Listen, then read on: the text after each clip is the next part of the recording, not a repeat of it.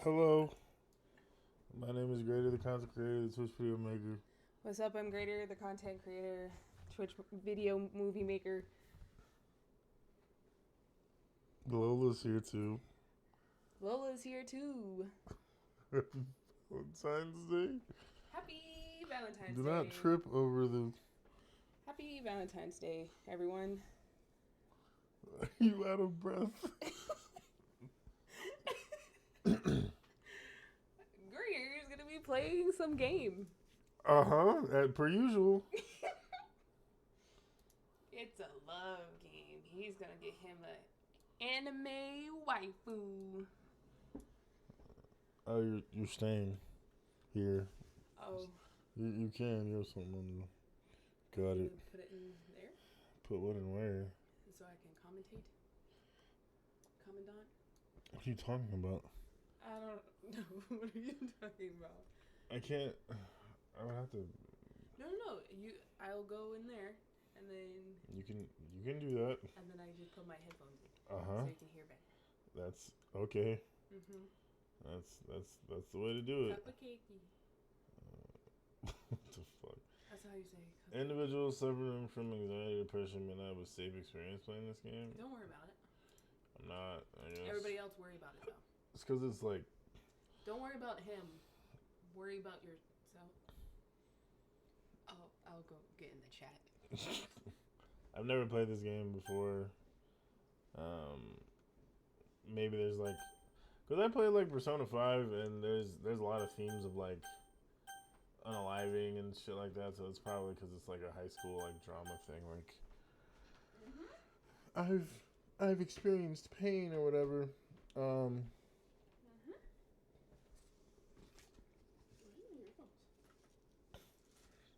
The black ones? Black ones are right here. Well, they were right here.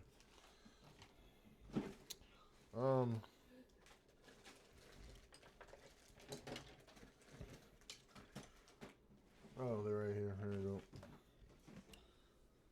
I be in the same room or? I don't care. Okay, Jesus fuck. Cool. Like playing. Sorry for the delay. Let me do this. And yep, that's him too. Great.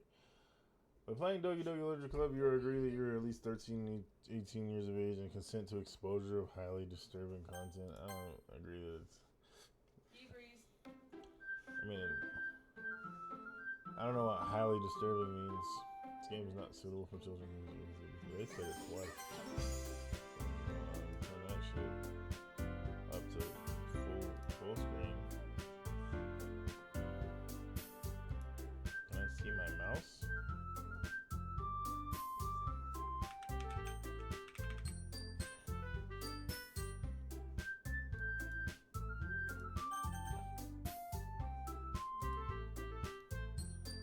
What the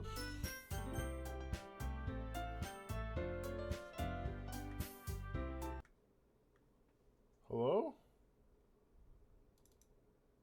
What you doing?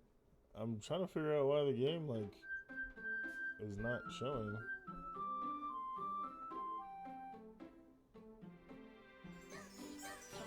Hello? Excuse me. Sorry. Where's the game?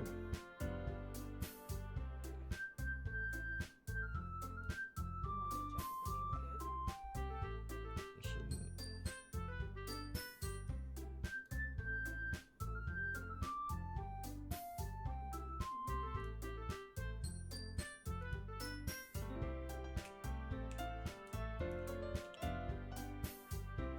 Where's the game?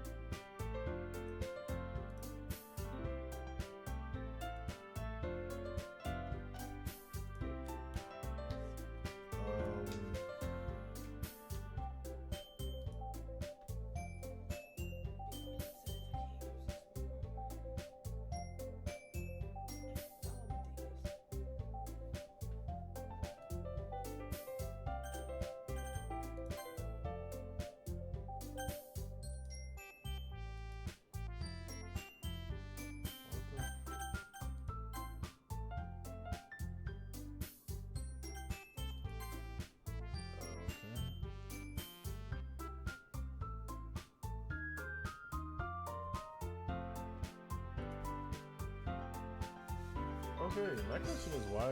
Oh, now y'all can see the game. That's interesting.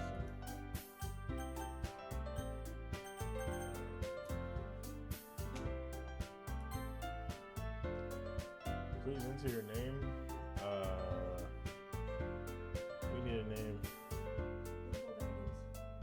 That's already taken. Bag.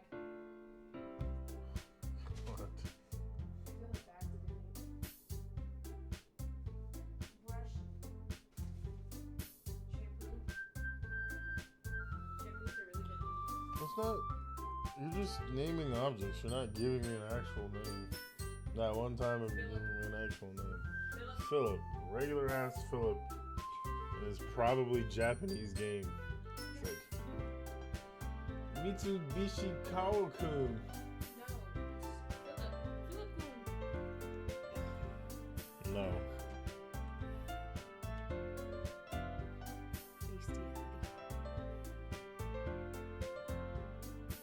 He won't choose the name I told him to.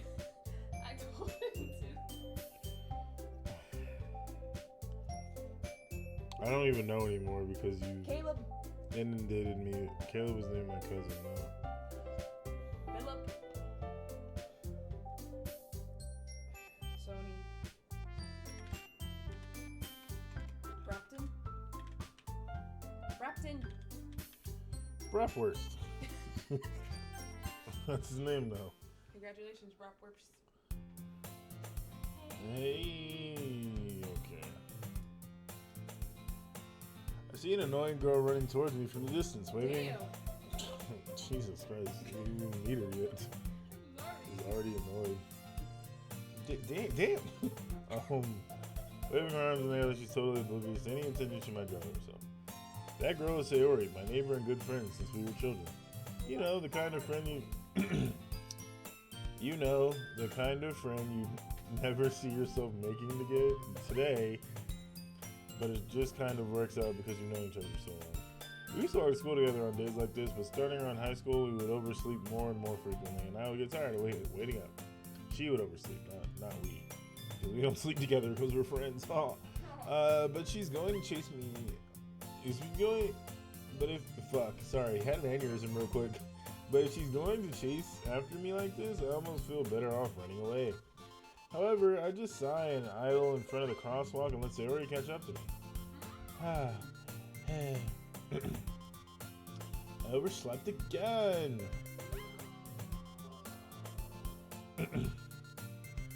Anyway, but I caught you this time.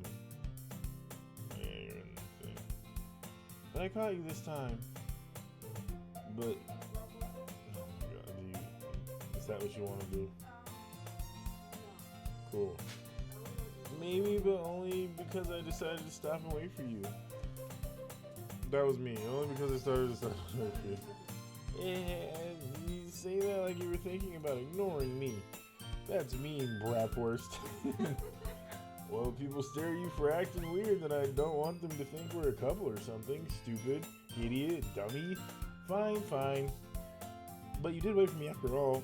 Pardon me. I guess you don't have to. I guess you don't have it in you to be mean, even if you want to. Whatever you say, Sayori. We cross the street together and make our way to school. As we draw near, the streets become increasingly speckled with other students making their daily commute. By the way, Bratwurst, have you decided on a club to join yet? A club? I told you already, I'm not really interested in joining any clubs. I just want to go home straight after school and masturbate. I haven't been looking either. And that's not true. You told me you would join a club this year. Did I?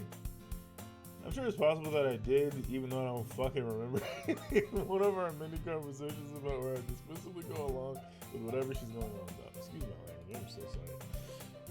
Not for children. Sayori likes to worry a little too much about me when I'm perfectly content just getting by on the average while spending my free time on games and anime. Games and anime. I was talking about how I'm worried that you won't learn how to socialize or have any skills before college. We're talking right now, socializing. Who the do you think you're talking to? Your happiness is really important to me, you know? And I I know you're happy now, but I die at the thought of you becoming a NEET in a few years because you're not used to the real world. Ma'am. Yeah, those niggas who, those dudes who, they just stay in the house and That's exactly what it's called. they stay in the house, they don't do anything. There's plenty of like, quote unquote NEETs that freaking start in isekais. I've seen many isekai in my life where they go to another world because this world is not good enough for them. And they get hit by a bus on their way from picking up soup. You trust me, right? Don't make me keep worrying about you. Alright, alright. I'll look at a few clubs if it makes you happy. Sorry, not cubs. I do like tigers, but that's about it. No promises, though. Will you at least promise me you'll try a little? Yeah, I guess I'll promise you that. Stupid, idiot, dumb. Yay! Why do I let myself get lectured by such a carefree girl? The tits are so small. More than that, I'm surprised I'd even let myself relent to her. That is how you spell guess. I guess seeing her worry so much about me makes me want to ease her mind at least a little bit, even if she does exaggerate everything inside her head. Like most women. Ooh, topical. Topical and cringy content. Fair enough. The school day is as ordinary as ever, and it's over before I know it.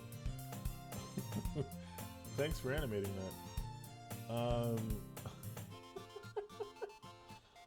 After I pack up my things, I stare blankly at the wall, looking for an ounce of motivation.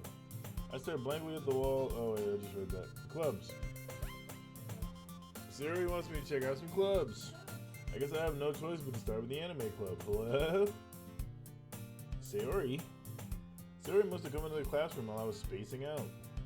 I do that a lot, actually. I look around and realize that I'm the only one left in the classroom because I've been spacing out for 45 minutes. I thought I'd catch you coming out of the classroom, but I saw you just sitting here spacing out, so I came in. Did you hear my inner thoughts? Honestly, you're even worse than me sometimes. I'm impressed. That's racist. You don't need to wait up for me. It's going to make you late in your own club. Well, I thought you might need some encouragement, so I thought, well, you know. You know what? Or know what? Oh, sorry. Oh, messed that up. Oh. Well, that you could come to my club. Sayori. Yeah? There's no way I'm going to your club. Yeah, meanie. Finger touch. Me too. Sayori is vice president of the literature club. I think she reads books a lot. Probably because her boobs don't get in the way of her reading. Not that I was ever aware that she had any interest in literature. In fact, I'm 99% sure she only did it because she thought it would be fun to help start a new club. What an idiot. Since she was the first one to show interest after the one who proposed the club, she inherited the title of vice president. What is happening? Oh, Lola's in the thing or whatever. Cool. That said, my interest in literature is guaranteed to be even less. Oops, even less. Sorry, I clicked off the page for a second. Yeah, I'm going to the anime club. Come on, please. Why do you care so much anyway? Well, I kind of told the club yesterday I was bringing a new member. And Natsuki made cupcakes and everything. Don't make promises you can't keep. Dumb, stupid, ugly. She's not ugly, she's actually fine.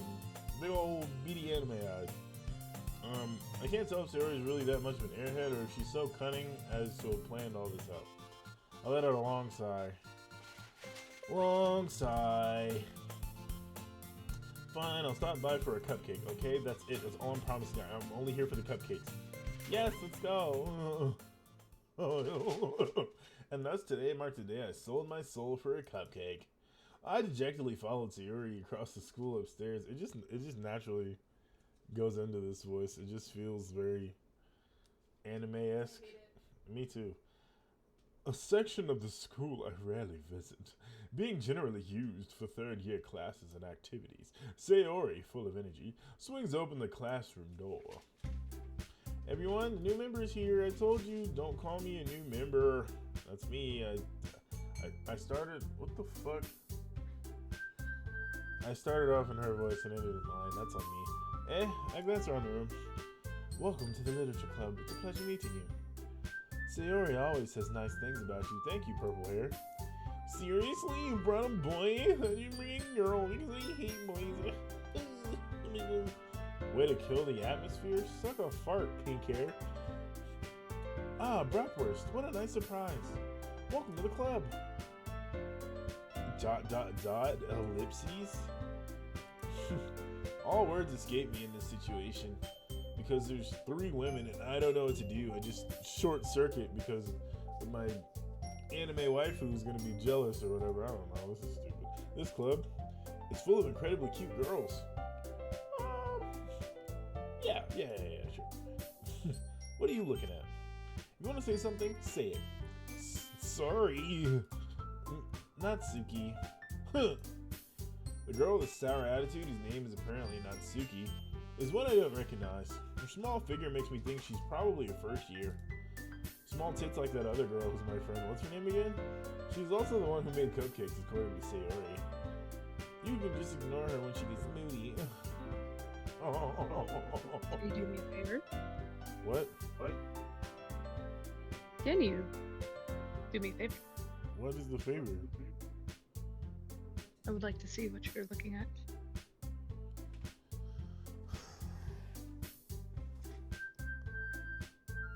Is that better? That's not what I meant. What are you talking about? So I can read the girls' voices. Okay. This is what we're doing. Am I on the screen? Yes, you Yes. How come? It sounds like you're not having a fun time. Is that good? No idea. Look, I'm streaming it on Discord too. Yes. Okay, can you see it? Yes. Great. Sayori says that quietly into my ear, and then she turns back. Pretty purple hair girl. Okay, I figured.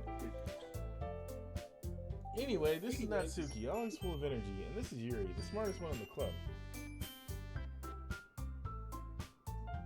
Don't say it like that. Don't say things like that. Don't say things like that.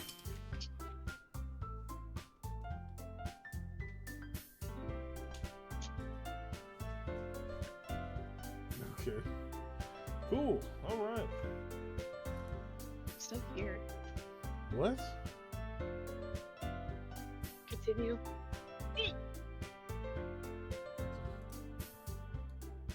Anywho, there's Yuri, who appears comparably. Oops.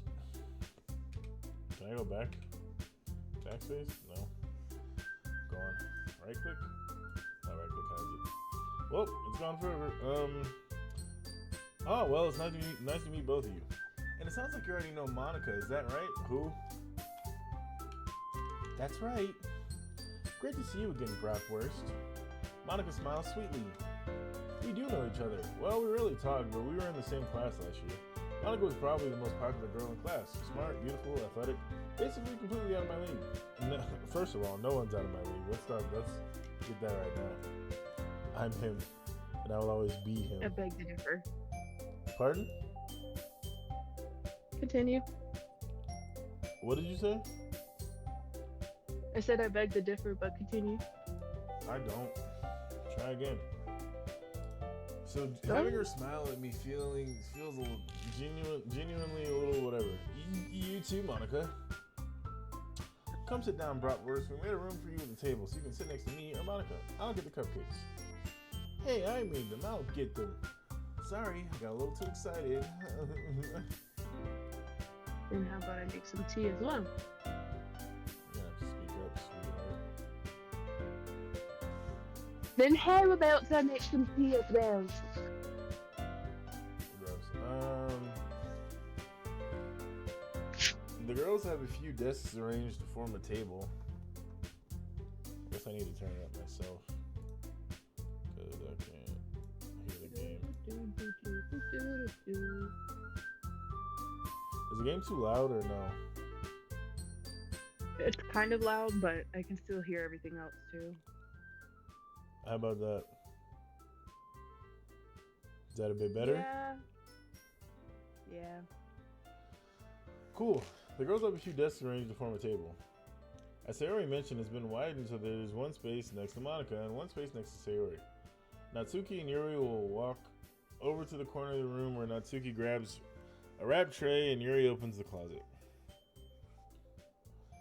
Still feeling awkward, I take a seat next to Sayori. Sorry, I was looking at something else. Natsuki proudly marches to the back of the table, tray in hand. Okay, are you ready? Oops. Ta-da! Whoa! Natsuki lifts the foil off the tray to reveal a dozen white, fluffy cupcakes decorated to look like cats. If only they animated this. I could just see it. You know? Instead of this dink-donk ass music. They don't have noses. Huh? They do not have noses. They do have noses. It's just one little, it's like a comma. There's a comma right there. There's a sweat bead shine right there, and there's a comma a period right there. You know? Okay. That's not a big nose, but it's something, I guess. This is where a nose would be if I knew how to draw one. That's what the animator said. Natsuki lifts the foil off the tray to reveal a dozen white, fluffy. Okay, cool. The whiskers are drawn with icing, and little pieces of chocolate were made to use ears. So cute. I had no idea you were so good at baking, Natsuki. Well, you know. Oh, she's got the freaking animal tooth. I'm a little girl, but I'll bite you. It's like, I don't like that. Just hurry and take one. Sayori grabs one first and Monica, then I follow. It's delicious. Sayori talks with her mouth full and has already managed to get icing on her face. How about that? I turn the cupcake around in my fingers, looking for the best angle to take a bite. Natsuki is quiet. I can't help but notice her sneaking glances in my direction. Because you're a boy. I mean me. I guess I'm the boy. Is she waiting for me to take a bite? I finally bite down. The icing is sweet and full of flavor. I wonder if she made it herself. This is really good. Thank you, Natsuki. Well, why are you thanking me? It's not like haven't I heard this somewhere before? Made them for you or anything? Okay, cool. Natsuki wants my meat in her mouth. No. It's not true. I mean, it is, but I thought you technically did. Sayori said. Well, maybe, but not for you. You know, you dummy. Oh, here it is. There it is. Anytime a girl says you're a dummy, oh my god, you're so stupid. Oh my god, you're so annoying. Oh my god, you're this, that, and the third. Doesn't mean she's into it. Alright. That's what I meant. I give up on Natsuki's weird logic and dismiss the conversation. Yuri returns to the table carrying a tea set. She carefully places a teacup in front of each of us before we sit down. The teapot next to the cupcake tray. Oops! No, return. I was about to go. Wait, hold on. Settings. Let me see. Auto forward time.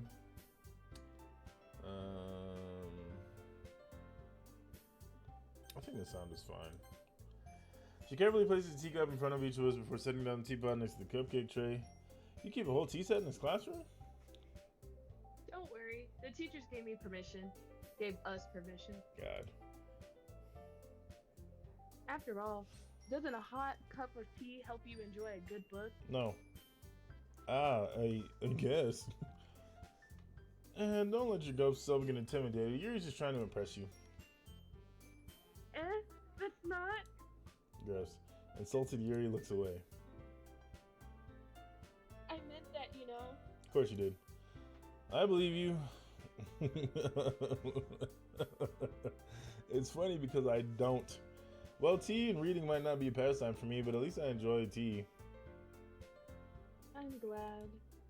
Yuri faintly smiles to herself in relief. Monica raises an eyebrow, then smiles at me. So what made you consider the literature club?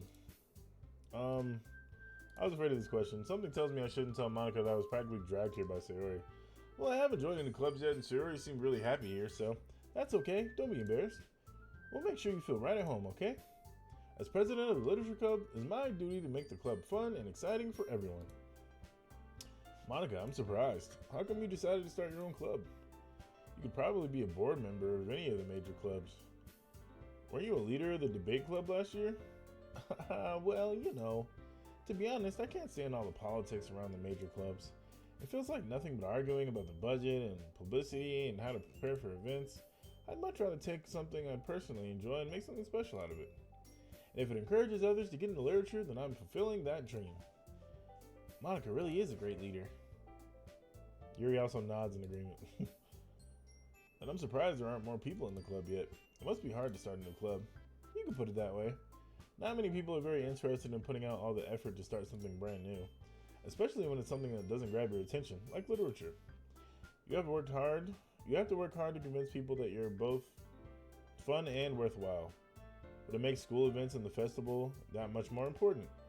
I'm confident that we can all really grow this club before we graduate. Right, everyone? Yeah. We'll do our best. You know it. Everyone enthusiastically agrees. Such different girls, all interested in the same goal. Monica must have worked really hard to find these three. Maybe that's why we're all so delighted by the idea of a new member joining. They were all excited. I don't care.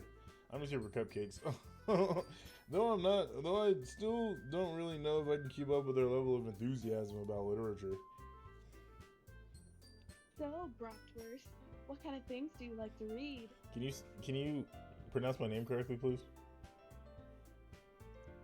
How? It's Bratwurst, thank you. Considering how little I've read these past few years, I don't really have a good way of answering that. Sorry, that's on me. I think I read your thing, manga. I mutter quietly to myself, half joking. I don't know what the fuck I read. Natsuki's head suddenly perks up. Looks like she wants to say something, but she keeps quiet. Not much of a reader, I guess. Boo! Well, that can change. What am I saying? I spoke without thinking after seeing Yuri's sad smile. Anyway, what about you, Yuri? Well, let's see. Yuri traces the rim of her teacup with her finger. My favorites are usually novels that build deep and complex fantasy worlds. The level of creativity and craftsmanship behind them is amazing to me. And telling a good story in such a foreign world is equally impressive.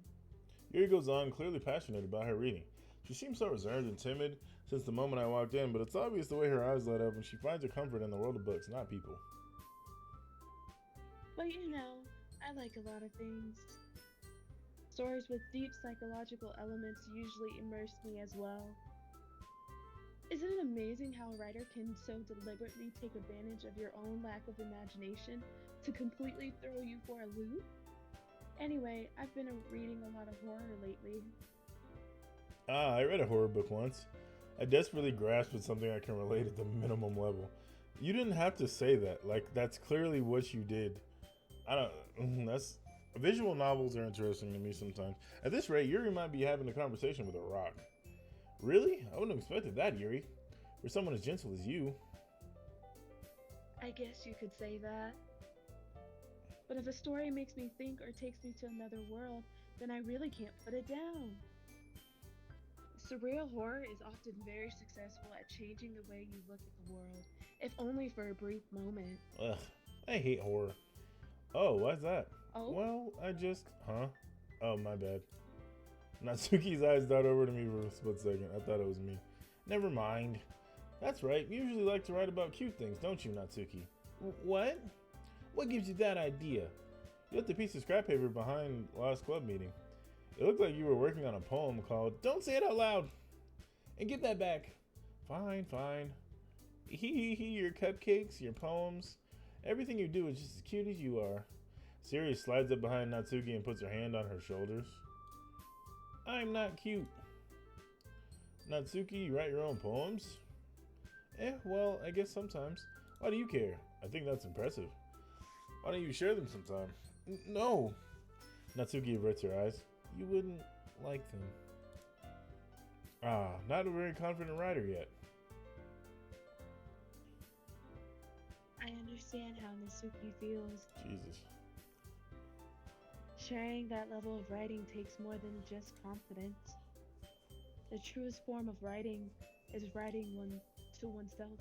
You must be willing to open up to your readers, exposing your vulnerabilities, and showing even the deepest reaches of your heart. Do you have writing experience too, Yuri? Maybe if you share some of your work, you can set an example for Natsuki to feel comfortable enough to share hers. Gross. I guess it's the same for you, Yuri. Aw, I wanted to read everyone's poems. We all sit in silence for a moment. I could just go. Okay, I have an idea, everyone. Natsuki and Yuri look quizzically at Monica. Let's all go home and write a poem of our own. Then next time we meet, we all share them with each other. That way, everyone is even.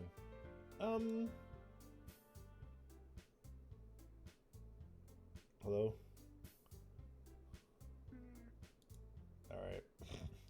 Yeah, let's do it. Plus, now that we have a new member, I think it will help us all get a little more comfortable with each other and strengthen the bond of the club. Isn't that right, Bratwurst? Monica smiles warmly at me once again. Hold on, there's still one problem. What's that? Now that we're back to the original topic of me joining the club, I bluntly come forth with what's been on my mind the entire time. I never said I would join this club. Sayori may have convinced me to stop by, but I never made any decision. I still have other clubs to look at, and, I lose my train of thought. Because they're all staring at me with their all different colored eyes. All four girls stare back at me with dejected eyes, but... I'm sorry, I thought. Bratwurst. You all... I'm defenseless against these girls. How am I supposed to make a clear-headed decision when my meat rod is extending with high velocity? So many women staring into my soul. How am I not supposed to be rock hard right now? That is, if writing poems is the price I need to pay in order to spend every day with these beautiful girls. Right. Okay, I've decided then. I'll join the literature club. One by one, the girls' eyes light up. Yes, I'm so happy. Sari wraps her arms around me, jumping up and down. Hey. You really did scare me for a moment. If you really just came for the cupcakes, I would be super pissed. Then that makes it official. Welcome to the literature club. Ah, thanks, I guess. Okay, everyone. I think with that, we can officially end today's meeting on a good note. Everyone remember, tonight's assignment, write a poem and bring it to the next meeting so we can all share. Monica looks over at me once more. Bratwurst, I look forward to seeing how you express yourself. Yeah. Can I really impress the class star Monica with my mediocre writing skills? I already feel the anxiety welling up inside of me. Meanwhile, the girls continue to chit-chat as Yuri and Natsuki clean up their food. Hey, Bratwurst, since we're already here, you want to walk home together? That's right, Sayori and I never walk home together anymore because she's always stayed after school for clubs. Sure, might as well. Yay! Yippee! With that, the two of us depart the club room and make our way home. The whole way, my mind wanders back and forth between the four girls. Sayori, Natsuki, Yuri, and of course, Monica. Will I really be happy spending every day after school in a literature club? Perhaps I'll have to grow closer to one of these girls. Alright, just one. I'll just need to make the most of my circumstances. I'm sure good fortune will find me. And I guess that starts with writing a poem tonight. It's time to write a poem. Pick words you think your favorite club member will like. Something good might happen with whoever likes the poem most.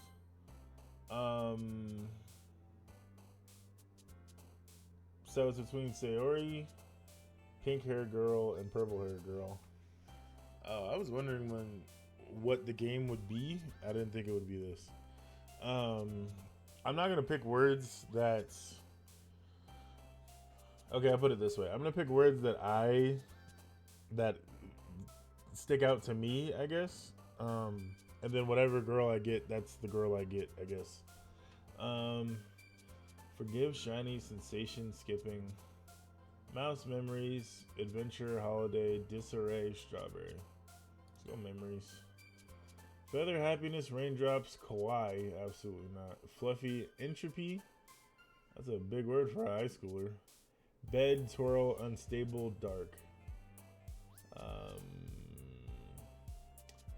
Bed. Gotta be tired. Always tired. Young high schooler. High school me was always tired. Adult me is always tired, so there it is.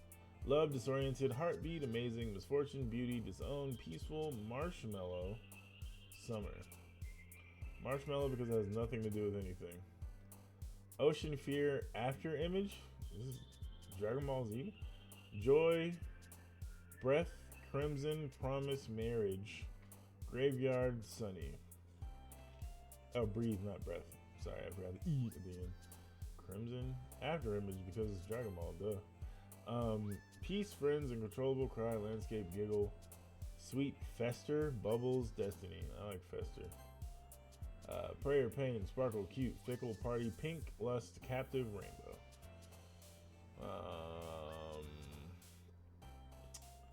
Fickle. Misery, scars, covet, explode. Explode might be it. Color, embrace, unending, vacation, incapable, email, explode. What? The email got me. Yeah, just email. Why email? Excitement, whisper, infallible, empty, heaven sent, melody, hop, skirt, blanket, hopeless. Why blanket? Why skirt? Hopeless. Blanket. Relax, hop.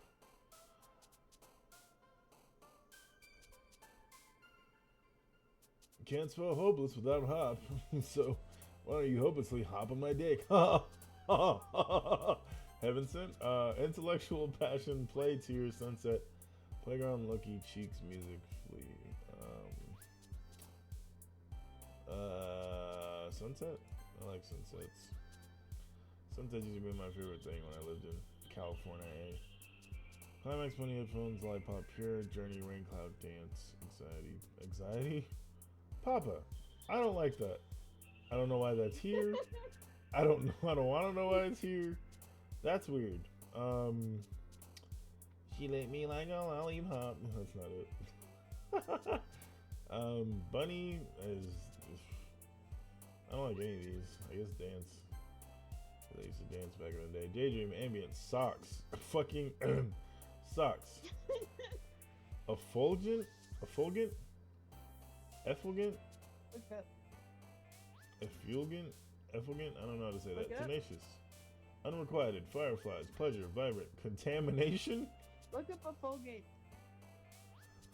Oh, when we don't know a word. I always made it a point whenever I have video games, if I don't know a word, then I have to look it up.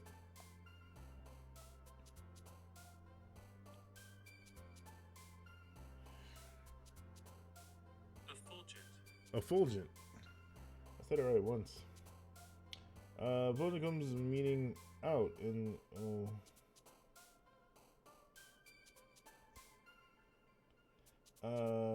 A light that is effulgent shines out a radiance. Radiates. Shines or radiates. Is what effulgent means. Effulgent. Since we looked it up, that's the word. Insight, Valentine. Well, it's the day. Valentine's Day. Brogan, fantasy, warm, whistle, heart, grief, vertigo, melancholy, family, vivacious. What?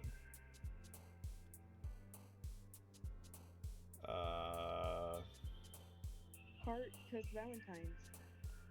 That makes sense. Lipstick, alone, silly, philosophy, sugar, meager existence, laugh, variance, anger.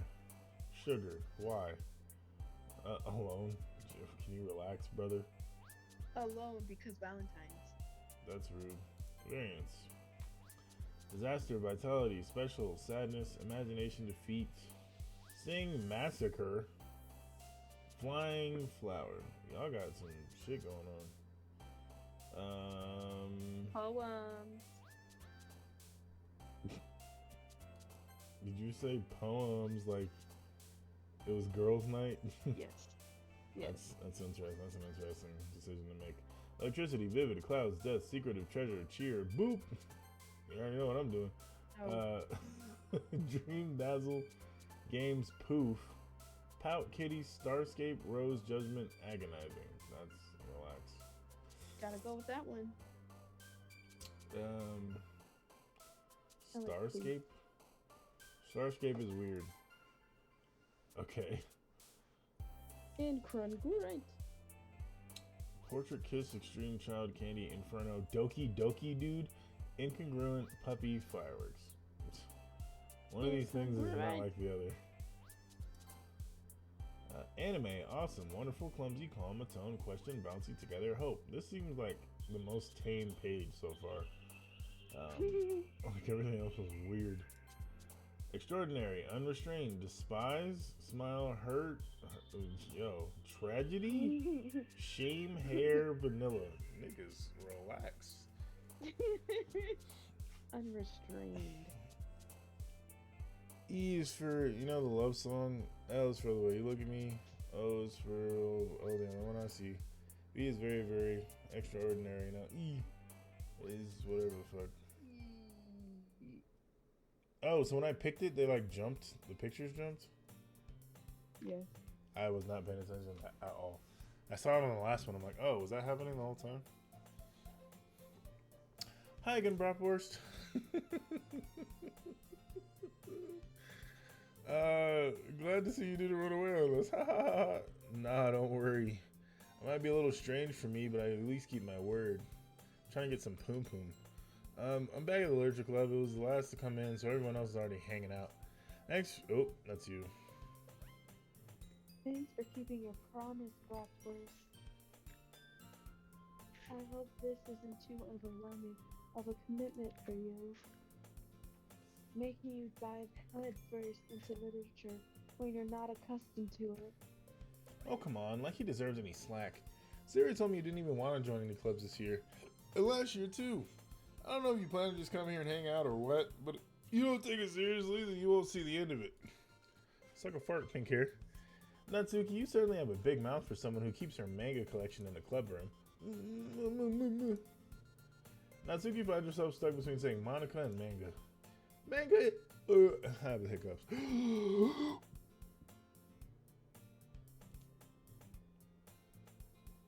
Quickly defeated, Natsuki pops into her seat. I was holding my breath for a second. Don't worry, guys. Bratwurst always gives his best as long as he's having fun. He helps me with busy work without even me asking. Like cooking, cleaning my room, playing with my... Dependable. Sayori, that's because your room is messy and it's distracting. I can't focus on your butthole when your room is dirty. And you almost set your house on fire once. Is that so? You two are really good friends, aren't you? I might be a little jealous. Yuri wants my meat! How come? You and Bratwurst can become good friends too. Gross. Sayori? Ellipses. As usual, Sayori seems oblivious to the weird situation she put me into. Oh, Yuri, you even brought something today, you know? Yuri even brought you something today? Oh wait, Sayori. Did I end up picking the purple girl? Is that why this is happening? Me? Not really. Don't be shy. It's really nothing. What is it? Never mind.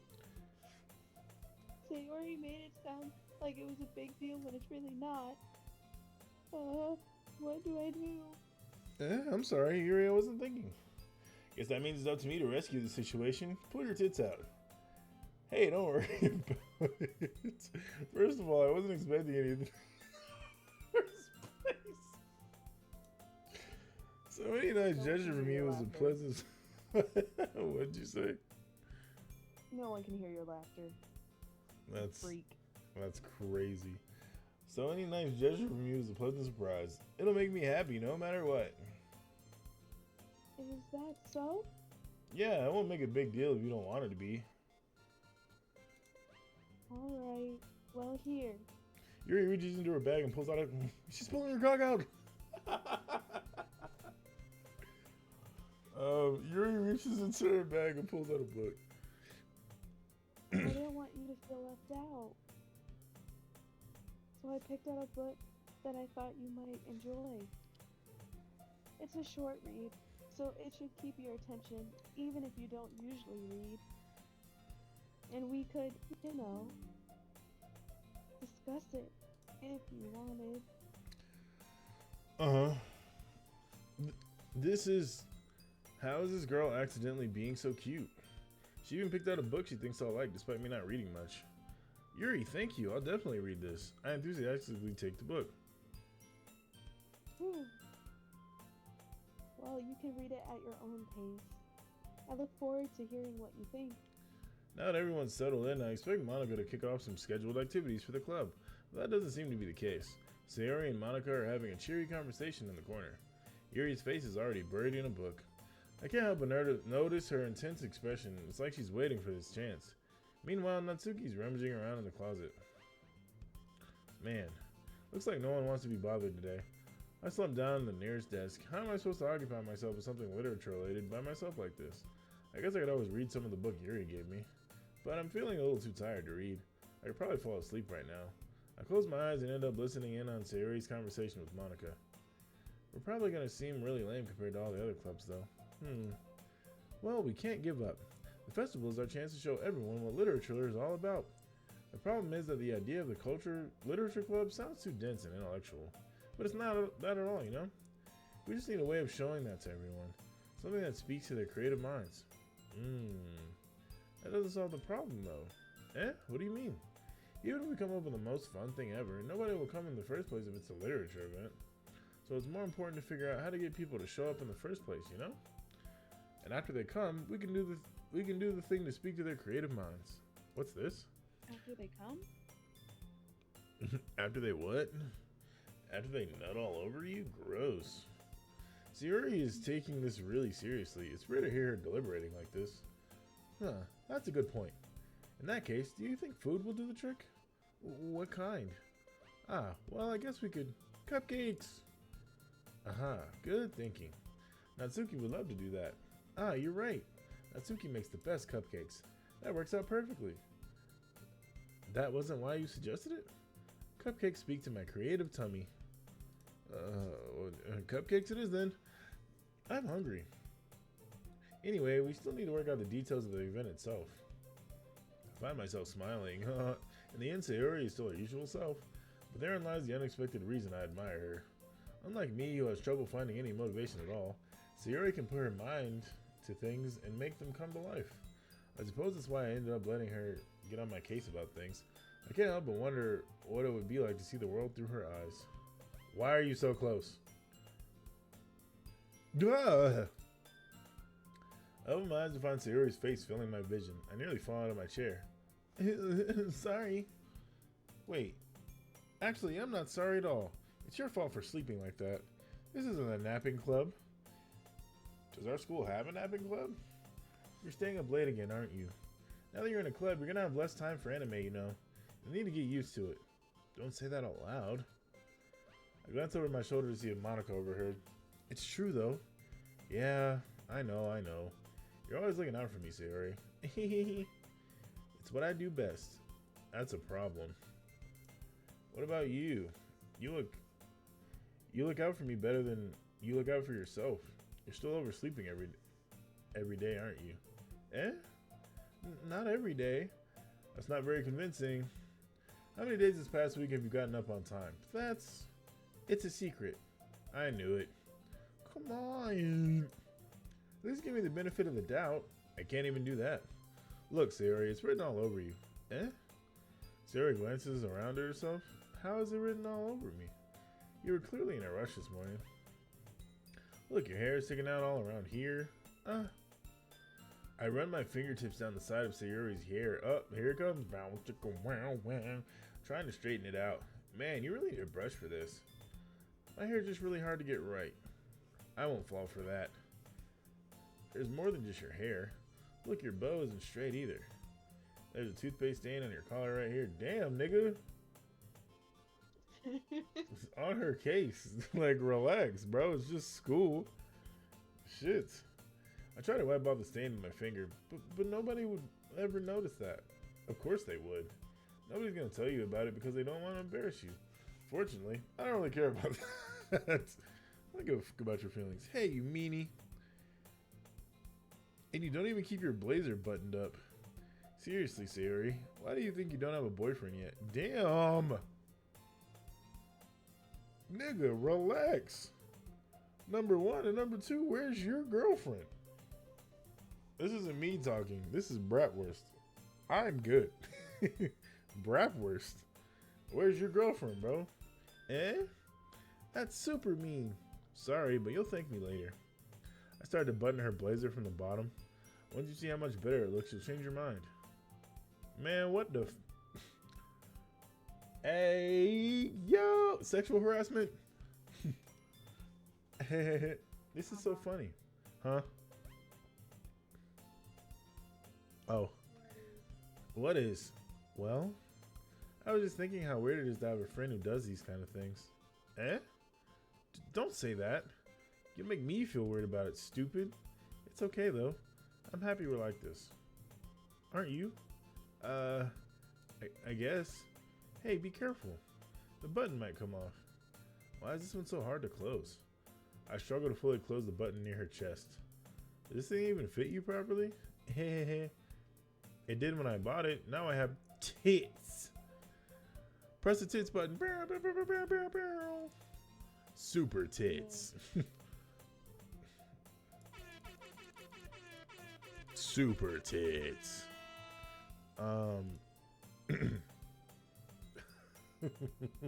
This is how he's gonna get banned, everyone. I can't get banned. I'm invincible. Sigh. If you ever buttoned it, you would have noticed it sooner that it doesn't fit you anymore. What are you smiling about? It means my boobs got bigger again. They sure did. Tits-a-balooza, baby. Look at the little buttons right here. They're coming off because their bazookas are busting out of that. These are teenagers. Blazer. What does that mean? I'm a teenager too. I'm Bratwurst.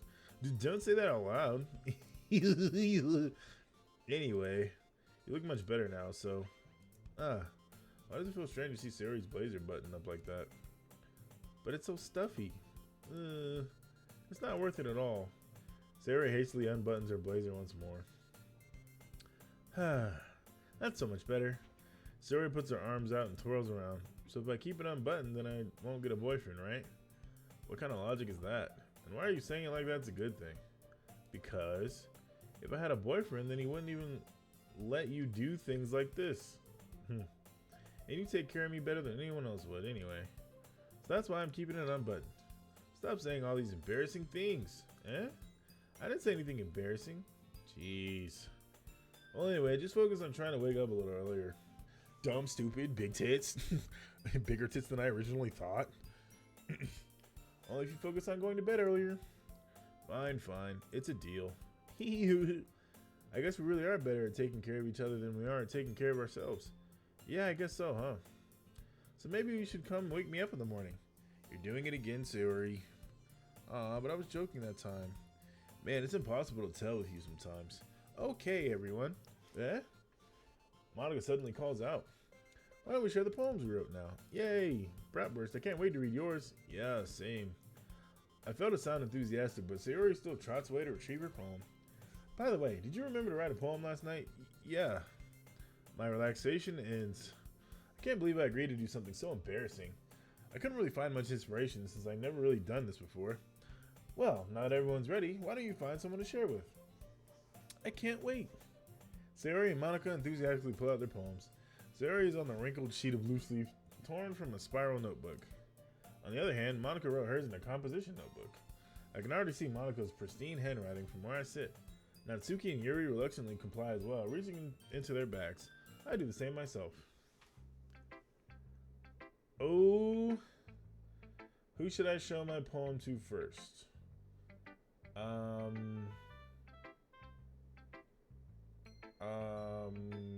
I don't know. I'm not sure. Me and Sayori had that whole thing. Yuri brought me a book. Natsuki sucks. Monika's... What the fuck? What? Why does Natsuki suck? It's not that she sucks, it's just like there's not really like a... There's not really much of a thing besides I'm a boy and she's clearly not used to being around boys. Like, it's not that she's attracted to me. I'm just something different than her everyday life kind of thing. At least that's how it feels, because she's like, doesn't want to talk to me. Yuri brought me a book, so I guess she did me a solid so I could read it to her first. Sayori is my friend or whatever, so she wouldn't care what I did. And Monica's the club leader, and she hadn't really talked to me at all. So Yuri it is. Yuri seems the most experienced. I should start with her. I can trust her opinion, to be fair. It's kind of what I was going for too. Cool. Or did you just want to hear me talk? No. That is my logical explanation. Whether you voiced Yuri or voiced Monica or whatever, that was my logical explanation. Okay. Cool. Yuri stares at the poem. A minute passes, more than enough time for her to finish reading. Oh. Sorry. I forgot to start speaking. It's fine. Don't force yourself. I'm not. I just need to put my thoughts into words. Hold on. Okay, this is your first time writing a poem, right? Yeah. Why do you ask? I'm just making sure. I guess that it might be after reading it. Ah, so it's that bad. No. Did I just raise my voice? Kind of. Oh, I'm so sorry. Don't be sorry, just don't do it again. Yuri buries her face in her hands. I couldn't help but notice that it's been several minutes and we really haven't gotten anywhere. It might take Yuri a while to get used to new people. It's fine, I really didn't notice. What were you saying? Right. It's just that there are specific writing habits that are usually typical of new writers. And having been through that myself, I kind of learned how to pick up on them. I think the most noticeable thing I recognize is in new writers is that they try to make their style very deliberate. In other words, they tend to pick a writing style separate from the topic matter, and they fit the two together. The end result is that both the style and the expressiveness. Okay. The expressiveness Thanks. are weakened. Once Yuri finds her Whatever. train of thought, I didn't think you were gonna Google it up It's at the fine. end. I'll just stop reading. I wasn't trying to click through it. I thought you were done, but then you got caught on the last word. It happens, bruh. I'm done. I'm done reading. I'm Why? going to bed. Have I a just nice didn't- stream. You changed, bruh. I'm just trying to stop the. You know how, like, because there's a delay, there's just like a weird long pause at the end, so I'm trying to, like, anticipate you being done. So that's on me. I It's apologize. fine. I'm going to bed though. You changed. You have a great stream. Thanks. Thank you so much. Bye, everybody.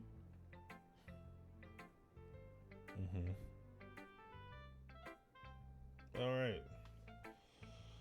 And then it was just me. Never who, what, wise man. Let me do this real quick. And I can actually stop streaming there. Cool. Once Yuri finds her train of thought, it's as if her demeanor totally changes. Her stammering is completely gone and she sounds like an expert. Of course, it's not something you can be blamed for. There's so many different skills and techniques that go into writing even a simple poem.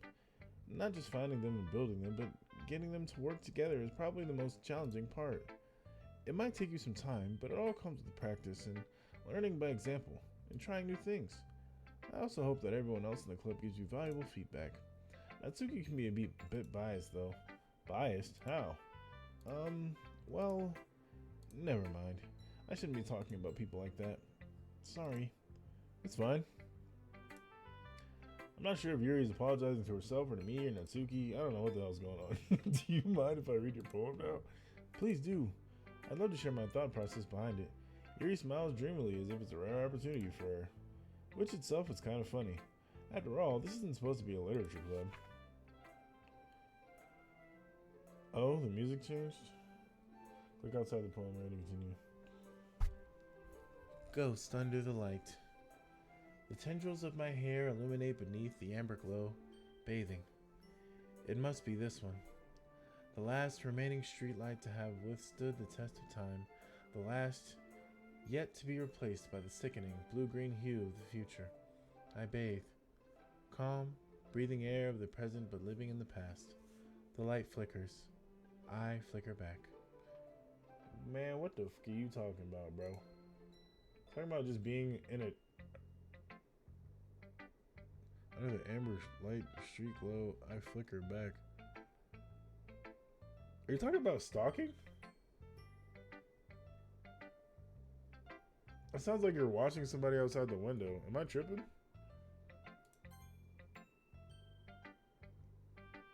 I might be tripping. I'm sorry. I have such terrible handwriting. What? I wasn't thinking that at all. But it took you a long time to read.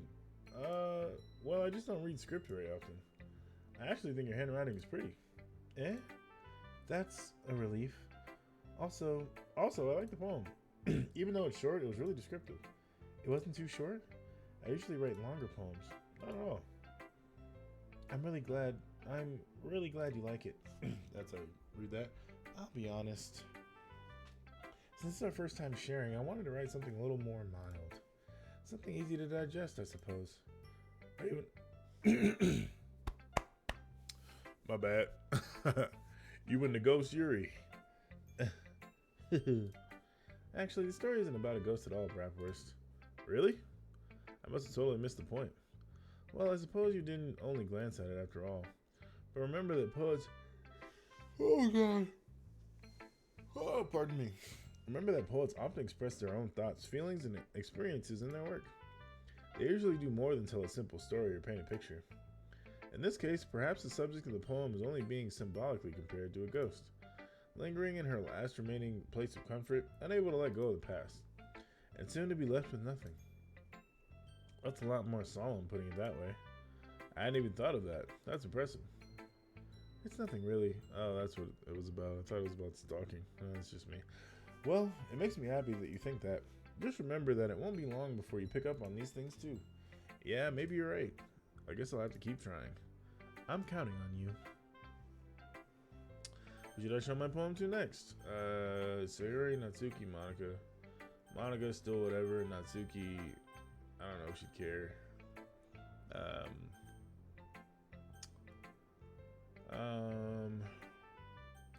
guess Sayori, because I had a deep conversation with her. To me, I'd just be like, okay, I tried something new. That was kind of it was an experience. I don't know if it was good or bad, so I'm just gonna go back to something normal. Oh my goodness. This is so good, Bratwurst. Eh? I love it. I had no idea you were such a good writer. Sayori, you must be seriously overreacting. I'm not a good writer at all. I honestly have no idea what I'm doing. Well, maybe that's why. Because I have no idea what I like either. Jeez. Yuri's opinion was way more constructive than this. Maybe even Natsuki's. Was I supposed to read hers before this? I don't know. Are you sure you don't like it just because I wrote it? Are you sure you don't like it just because I wrote it? Eh? Well, I'm sure that's part of it. I think I understand you better than a lot of people, you know? So when I read your poem, it's not just a poem. It's a Bratwurst poem. And that makes it feel extra special. Like, I can feel your feelings in it. Sayori hugs the sheet against her chest. You're so weird, Sayori. I'm really happy just that you wrote one. It reminds me of how you really are a part of the club now. Not to mention the fact that I'm standing in front of you in the club room. Well, of course. I'm not really into it yet, but that doesn't mean I'll break my promise. See? It's like I said before, Bratwurst. Deep down, you're not as selfish at all, you know? Trying new things like this for other people, that's something that only real good people do. Thanks, Sayori. I'm not sure if Sayori sees the full picture of my motive here. Then again, I can't deny that she's a part of the reason why I joined. Knowing how much this means to her and all, yeah. I'm going to make sure you have lots of fun here, okay? That'll be my way of thanking you. Alright, I'm going to hold you to that then. Yay! Now you'll read my poem too, right? Don't worry, I'm really bad at this. We'll see about that. Dear sunshine, the way you glow through my blinds in the morning, it makes me feel like you miss me. Kissing my forehead to help me out of bed. Making me rub the sleepy from my eyes. Are you asking me to come out and play? Are you trusting me to wish away a rainy day? I look above, the sky is blue, It's a secret, but I trust you too. If it wasn't for you, I could sleep forever. But I'm not mad. I want breakfast. What the fuck? Just abstract, freaking autistic thoughts. That's rude. I shouldn't have said that, but just it very scatterbrained. I love it. Sayori, this is just a guess, but did you wait until this morning to write this? No, just a little bit. You can't answer just a little bit to a yes or no question. I forgot to do it last night. Well, at least that makes me feel a little better about myself. Don't be mean. I still tried my best. Yeah. I didn't mean to say it was a bad poem. It came out nice, or how should I put it? It sounds just like you. Really? Yeah. Especially that last line. I made eggs and toast. Even though you were late to school, it's bad to skip breakfast. I get all cranky.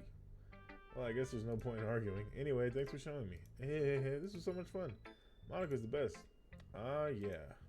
But next time I won't forget. I'm gonna write the best poem ever. Well, I guess I look forward to it. Alright. Natsuki, here we come. Huh? Well, it's about what I expected from someone like you. That's a little blunt.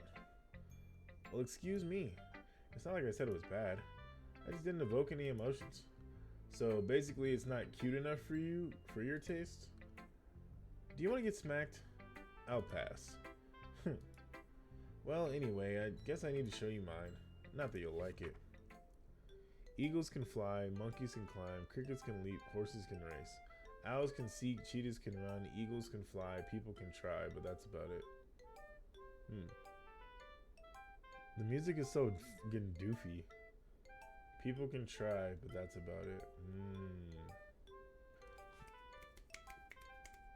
I like it. It's not crazy, but it's very matter of fact. This was like a Shel Silverstein thing, and it'd be like a drawing of a guy just with both his hands up, like or freaking Donkey Kong right here.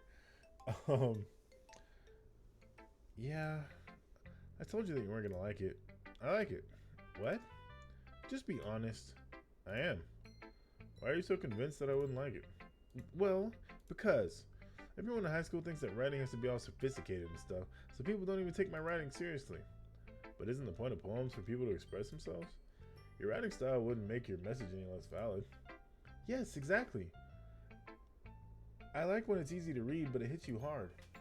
Like in this poem.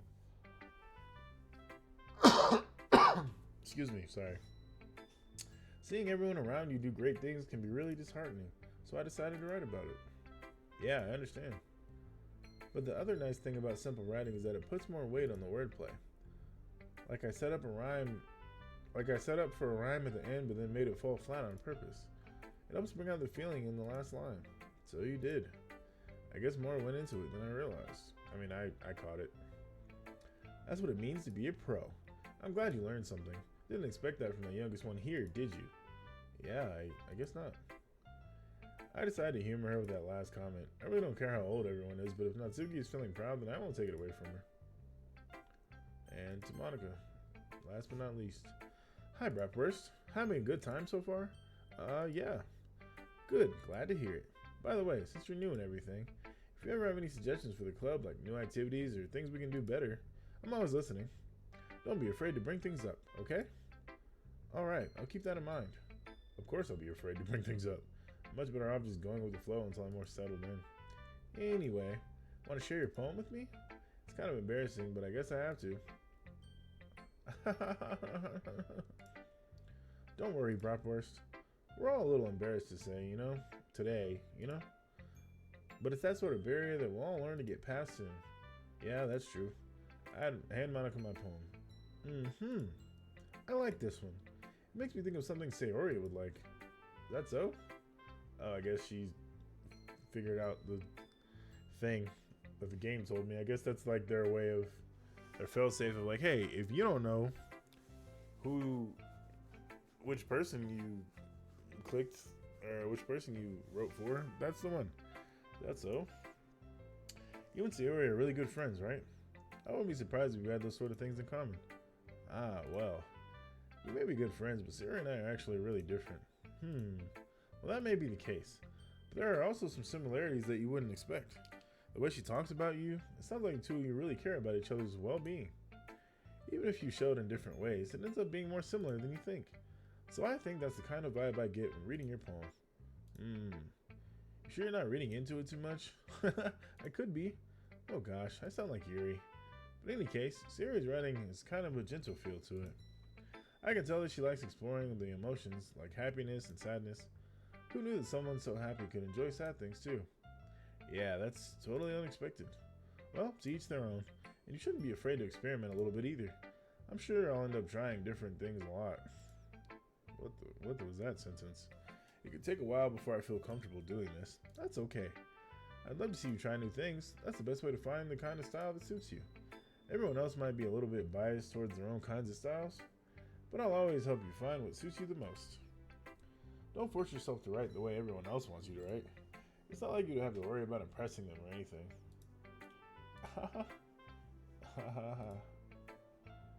Anyway, you want to read my poem now? Don't worry, I'm not very good.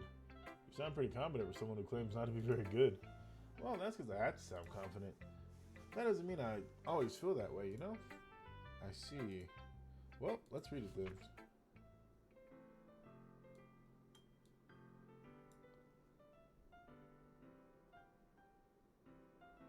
I like hers. Her music is like more sophisticated feeling, like structured. It's very interesting how they decided that. Hole in the wall. It couldn't have been me. See the direction the spackle protrudes? A noisy neighbor? An angry boyfriend? I'll never know. I wasn't home. I peer inside for a clue. No, I can't see. I reel blind like a film left out in the sun. But it's too late. My retinas. Already scorched with a permanent copy of the meaningless image. It's just a little hole. It wasn't too bright. It was too deep, stretching forever into everything. A hole of infinite choices. I realize now that I wasn't looking in. I was looking out. And he on the other side was looking in. Who is he?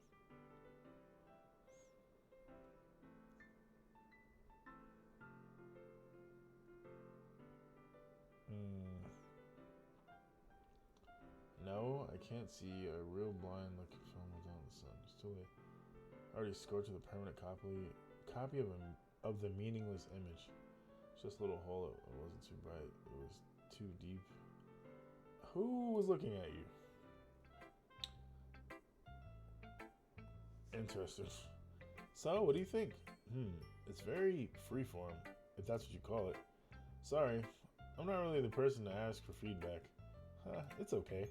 Yeah, that kind of style has gotten pretty popular nowadays. That is, a lot of poems have been putting emphasis on the timing between words and lines. When performed out loud, it can be really powerful. What was the inspiration behind this one? Well, I'm not sure if I know how to put it. I guess you could say I had some kind of epiphany recently. It's been influencing my poems a bit. An epiphany? Yeah, something like that. I'm kind of nervous to talk about deep stuff like that because it's kind of coming on strongly. Maybe after everyone is better friends with each other. Anyway, here's Monica's writing tip of the day. Sometimes when you're writing a poem or a story, your brain gets too fixated on a specific point. If you try so hard to make it perfect, then you'll never make any progress. Just force yourself to get something down on the paper and tidy it up later. Another way to think about this is, if you keep your pen in the same spot for too long, you'll just get a big dark purple puddle of ink. Dream is rating with a party of 3. Thank you very much, Dream. Thank you, I appreciate it. How was your stream? Hello friends, my name is Greater. If you don't know me, if you do know me, thanks for stopping by. Even if you only stop by for a little while. Hey yo. It was chill, I got a lot done. Was it a lot done? Was it Fire Emblem? Or like a lot done could mean a lot of things. What were you playing? This looks like Crush Crush. To me this is better than Crush Crush because it's actually well drawn and the background is good. And I'm not dating like a, I don't know, a sex god or an anthropomorphic animal or like a person who wants to be a cat. So I don't know. Crush Crush is its own thing. It is what it is though. So just move your hand and go with the flow. That's my advice for today. Thanks for listening. I just read poems to 4 women. Not women, girls, I don't know. My name is Brapworst, by the way. I am Brapworst, the high school student currently. I guess that's everyone. I glance around the room. That was a little more stressful than I anticipated. It's as if everyone is judging me for my mediocre writing abilities. Even if they're just being nice, there's no way my poems can stand up to theirs. This is a literature club after all. I sigh. Sigh. I guess that's what I ended up getting myself into. Across the room, Sayori and Monica are happily chatting. My eyes land on Yuri and Natsuki. They gingerly exchange sheets of paper, sharing their respective poems. As they read in tandem, I watch each of their expressions change. Natsuki's eyebrows furrowed frustration. Meanwhile, Yuri smiles sadly. What's with this language? Eh? Did you say something? Oh, it's nothing. Natsuki dismissively returns the poem to the desk with one hand. I guess you could say it's fancy. Ah, thanks. Yours is cute. Cute? Did you completely miss the symbolism or something? It's clearly about the feeling of giving up. How can that be cute? I know that. I just meant the language, I guess. I was trying to say something nice. Eh? You mean you have to try that hard to come up with something nice to say? Thanks, but I really didn't come out nice at all. Well, I do have a couple suggestions. If I was looking for suggestions, I would have asked someone who actually liked it. Which people did, by the way. Sayori liked it, and Bratwurst did too. So based on that, I'll gladly give you some suggestions of my own. First of all, excuse me. I appreciate the offer, but I've spent a long time establishing my writing style. I don't expect it to change anytime soon, unless of course I come across something particularly inspiring, which I haven't yet. And Bratwurst liked my poem too, you know. He even told me he was impressed by it. Natsuki suddenly stands up. Oh? I didn't realize you were so invested in trying to impress our new member, Yuri. How is your date here? Hee, heh. Date was cool. Just made some food, drank some wine, had some gifts, some goofs, some gaffs. Yeah, that's pretty much it. Nice and simple. I haven't, not usually the type to do a bunch of, I need to go here and wear this and put this on and blah, blah, blah. It's just, and my mindset, if I do something like that, it would be to do it on like a random day and not Valentine's Day, because everyone's trying to do it then. So you just come to like, unless you made reservations. But some restaurants don't even do reservations anymore, which I realized like a couple years ago. Like they just don't do reservations anymore. It's like, yeah, come when you come, figure it out. It's like, well, that's chaotic. Anyway, yeah. I'd rather do that randomly than on the day that everyone else is trying to do it, because it just frustrates me. Trying to get something done or do something thoughtful, and then everyone else is being thoughtful on the same day, so you're just like, ugh, no. But enjoyed it. It was good. Everything happened very good. It was a good time. How did you treat yourself today is the question. How did you spend your day? That's not what Yuri stands up as well. Maybe you're jealous that Bratwurst appreciates my advice more than he appreciated yours. Huh? And how do you know he didn't appreciate my advice more? Are you that full of yourself? No. If I was full of myself, I would deliberately go out of my way to make everything I do overly cutesy. Is everyone okay? Well, you know what? I wasn't the one whose boobs magically grew a size bigger as soon as Bratwurst started showing up. Natsuki, this doesn't involve you, they both say it at the same time. Although I did laundry, ran 3 miles, streamed, and grill outside for my meal preps. This is 28 for you. I mean, honestly, that's that sounds like a very successful day, honestly. Grilled outside. I grilled outside for my meal preps. Got it. Yeah, that's sick.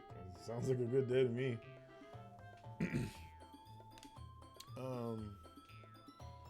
This doesn't involve you, they both say. I don't like fighting, guys. Suddenly, both girls turn and run towards me as if they noticed I was standing there. Bratwurst, she's trying to make me look bad. That's not true. She started it. If she could get over herself and learn to appreciate that simple writing is more effective, this wouldn't have happened in the first place. What's the point of making your poems all convoluted for no reason?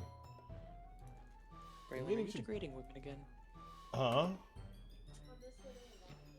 Are you degrading women on the day of Valentine's again? I'm not degrading them. I'm simply reading what they're saying, and they are giving me their opinions and their personality through the text, and I am simply observing it as it comes to me. Thank you very much. Present your case to the court. That was it. That was my opening statement. The defense rests. Hi, Zozan, Dream says. Are you enjoying Valentine's Day? No? Oh, he's gone. That was it. Awesome.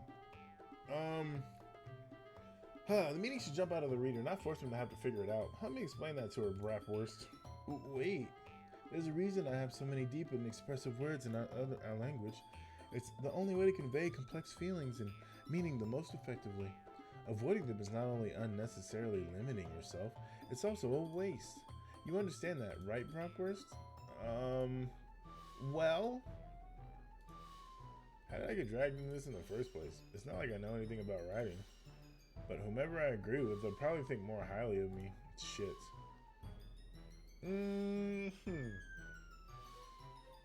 Alright, Natsuki's the pink-haired girl whose poem I actually did like, personally. Yuri is the purple-haired girl who has complex thoughts and feelings and stuff, and she uses big words, which I like their poem, but a little bit less than pink-haired girls. But I also don't want to be in the middle of this, and I think if it was the option to say, well, I like them both, so you both have your points. Yeah, if I was in a situation with 2 women who I don't know, who I just met yesterday, and now they're telling me to grade their work, I would absolutely go to the friend. Like, what do you think, Sayori? I would do that.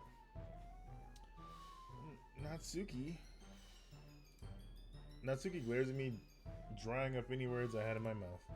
So instead I turn to Yuri. Yuri's expression is so defenseless that I can't bring myself to say anything there. Sayori? Yeah. Everyone's fighting is making Sayori uncomfortable. How can the 2 of you keep fighting when you know you're making your friend feel like this?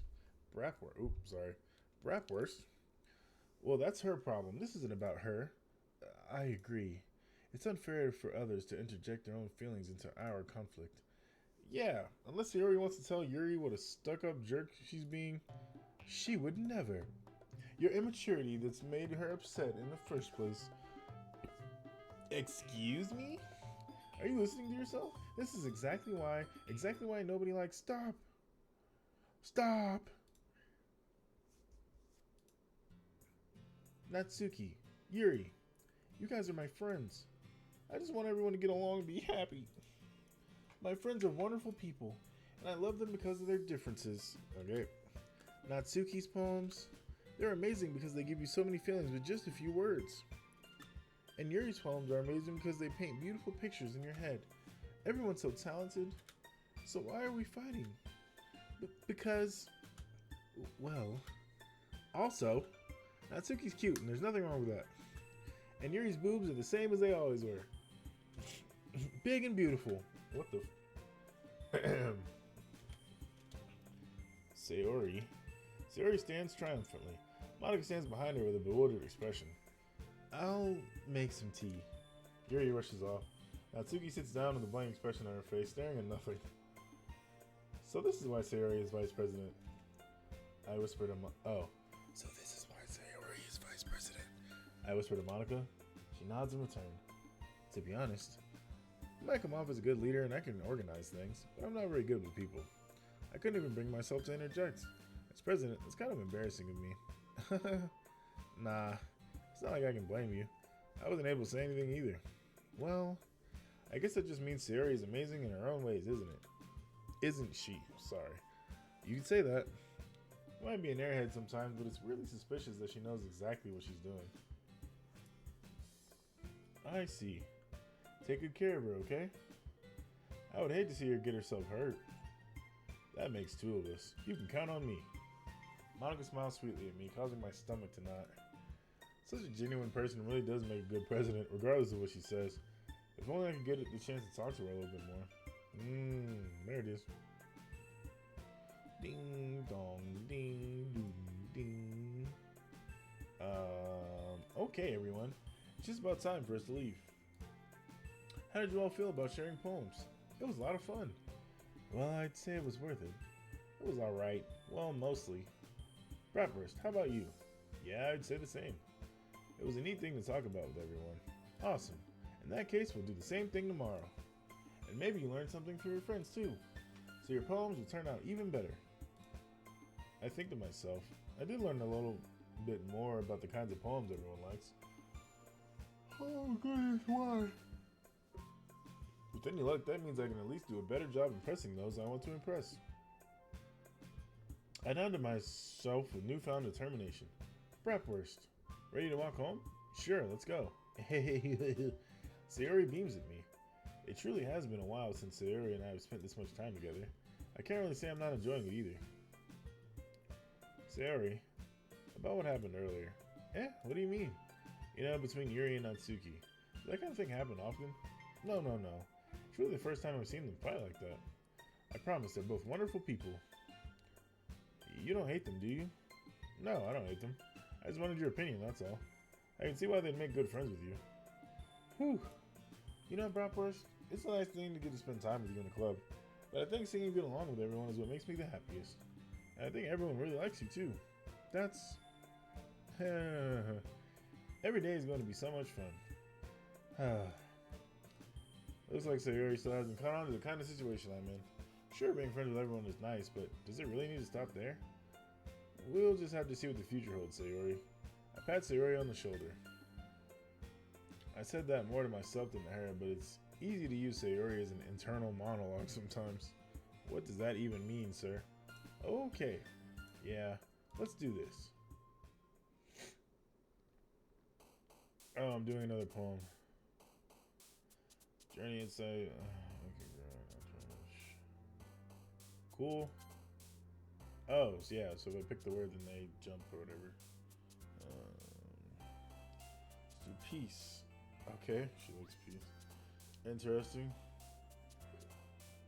So if I remember the words that they use, heartbeat.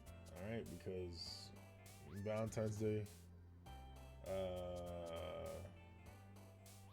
Still electricity. That's interesting.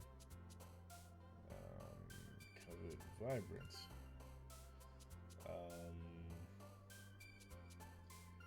Inferno scar. Boop.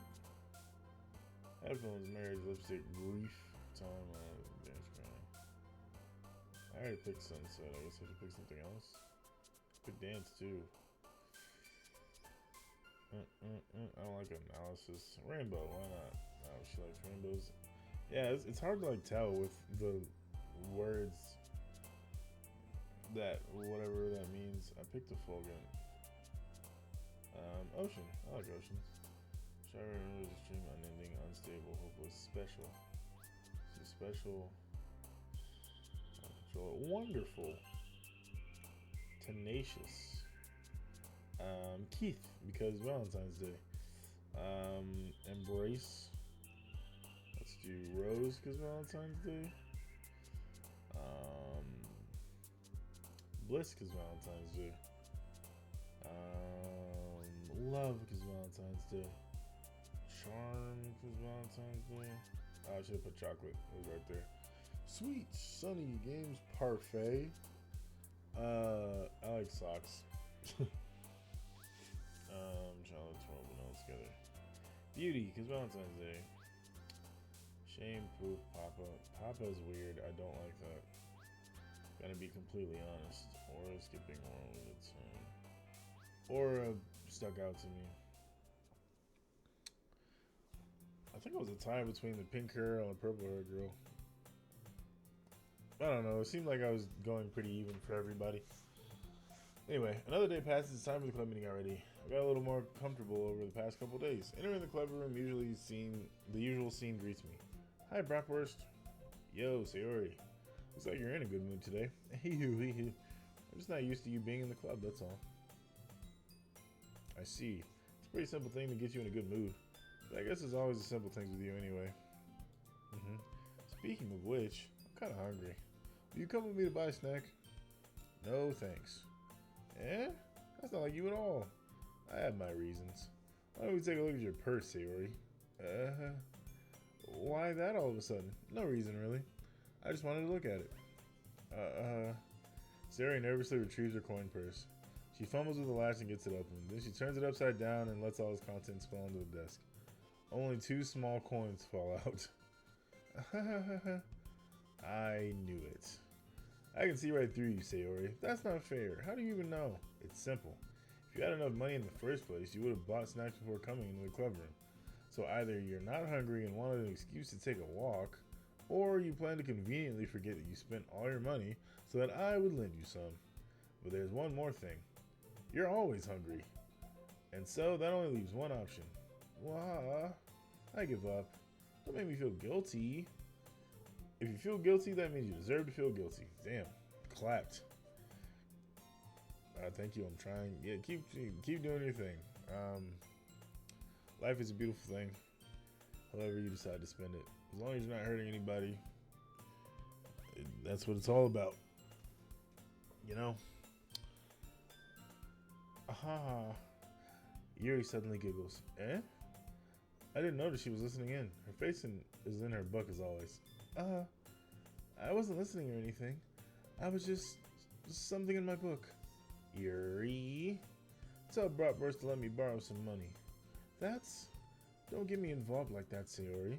Besides, you should only buy what you can responsibly afford. And frankly, after pulling a mischievous little stunt like that, your suffering is fair enough retribution. I didn't mean that. I got too absorbed in my book. I really like when you speak your mind, Yuri. It doesn't happen much, but it's a fun side of you. There's no way you could think that. You were right, though. I did something bad, and now I have to accept the retribution. That. Still coming from you, Sayori. I guess there's a little devil inside all of us, isn't there? Don't let her fool you. Sayori knows exactly what she's doing. After all, she told guys she was bringing me to the club. She told you guys she was bringing me to the club before she even told me. But you wouldn't have come if it weren't for the cupcakes, so I had to trick Natsuki into making them. Come on, give me more credit than that, Sayori. Pwap. Kya. What the hell? Kya. Maybe that's what it was. Out of nowhere, something smacks Sayori in the face and tumbles to the desk.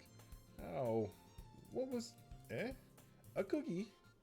Sure enough, it's a giant cookie wrapped in plastic. Sayori glances around. Is this a miracle? It's because I paid my restitution. Retribution. Actually, that one almost worked. I was just gonna give it to you. But then I heard you blab about the cupcakes. It was totally worth seeing your reaction, though. Natsuki, that's so nice of you. I'm so happy. Sayori hugs the cookie. Just eat it. Jeez, just eat it. Sorry, I forgot the G's. Sayori rapidly tears open the wrapper and takes a big bite. So good. Sayori suddenly claps her hands over her mouth. I bit my tongue.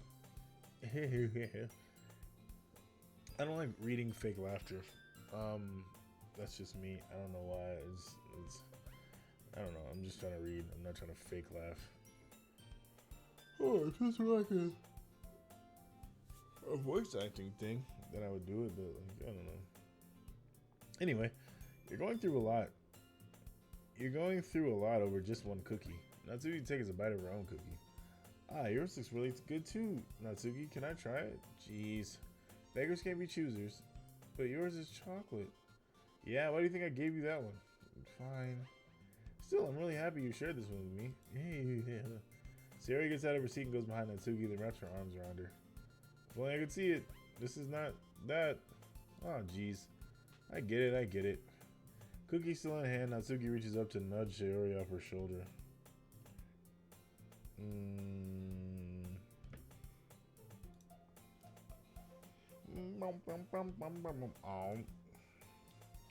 Sayori suddenly leans down and takes a bite out of Natsuki's cookie. Hey! Did you seriously just do that? Mouthful, Sayori trots away to safety. Yuri and I laugh as well. Jeez, you're such a kid sometimes. Monica, can you tell Sayori... Huh? Natsuki glances around. Monica isn't in the club room. Where's Monica anyway? Good question. Have any of you heard anything about her being late today? Not me. Yeah, I haven't either. That's a bit unusual. I hope she's okay. Of course she's okay. She probably just had something to do today. She's pretty popular after all. Eh? You don't think she has a... I wouldn't be surprised. She probably is more desirable than all of us combined. Well, that's true. Excuse me? Suddenly the door swings open. Sorry, I'm super sorry. There you are. I didn't mean to be late. I hope you guys weren't worried or anything. Eh? Monica chose the club over her boyfriend after all. You're so strong-willed. Boyfriend? What on earth are you talking about? Monica quizzically glances at me. Never mind that. What held you up anyway? Well, my last period today was study hall. To be honest, I just kind of lost track of time. That makes no sense, though. You'd have heard the bell ring at least. I must not have heard it since I was practicing piano. Piano? I wasn't aware that you played music as well, Monica. I don't really. I just kind of started recently. I've always wanted to learn piano. That's so cool. You should play something for us, Monica. Monica looks at me. Maybe once I get a little bit better, I will. Oh, why are you looking at me? I didn't tell you to play. I can remove the text box so you can just see this. Anyway, yay! That sounds cool. I'd also look forward to it.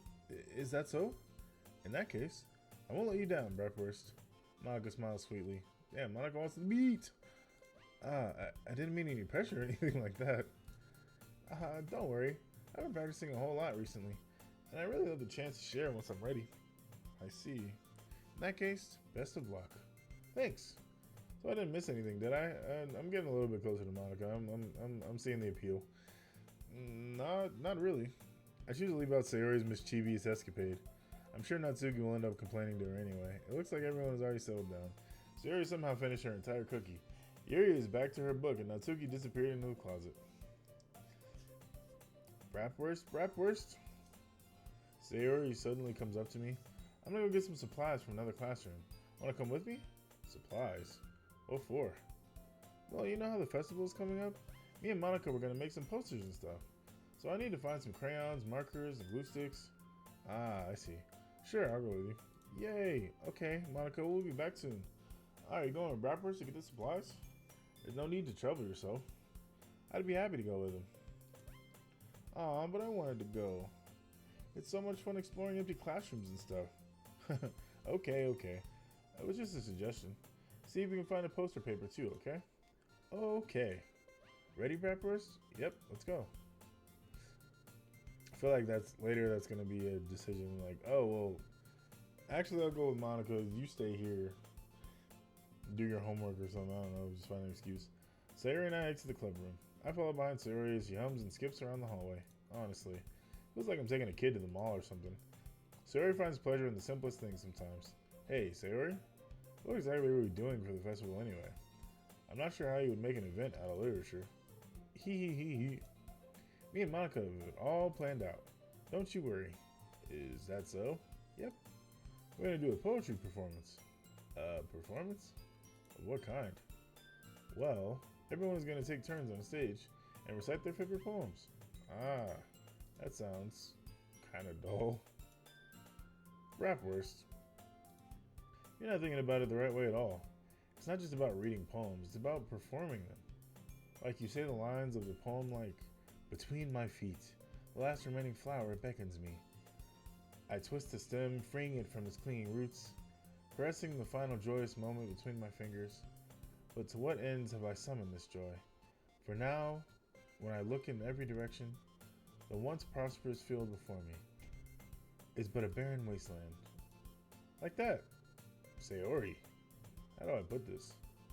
I'm sure it's just me, but it's impossible for me to take you seriously when you talk like that. You meanie. I'm working super hard on this, you know. Ah, I know. I just meant that it's pretty unordinary contrast for your cute self. Don't say that, it's embarrassing. But I guess that means I'm doing a good job. Yeah, I guess so. Ah, I'm so excited. The festival's gonna be so much fun. Sayori spins herself around in the hallway again. Hey, Bratwurst, this classroom over here is empty. Let's begin with the mission. The mission, huh?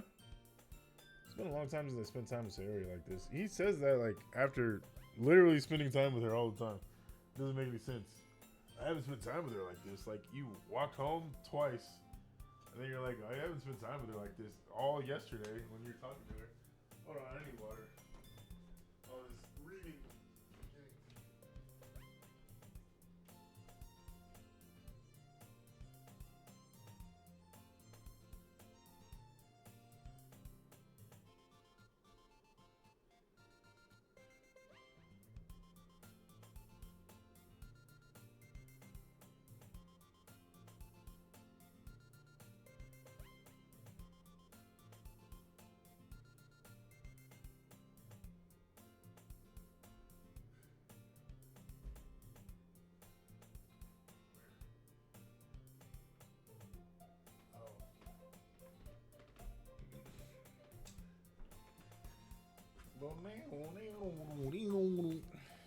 Hydrate.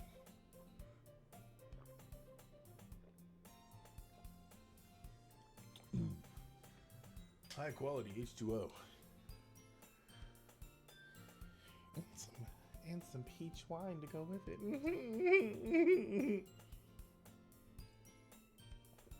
Ugh. But in the end, she hasn't changed one bit. She's nothing but a ball of sunshine, drawing happy vibes from the world around her. It's a pretty nostalgic feeling for me. As the years went by, I began to hold myself up in my room more and more. So going adventuring with Sayori brings about a special sort of feeling I forgot I had in me.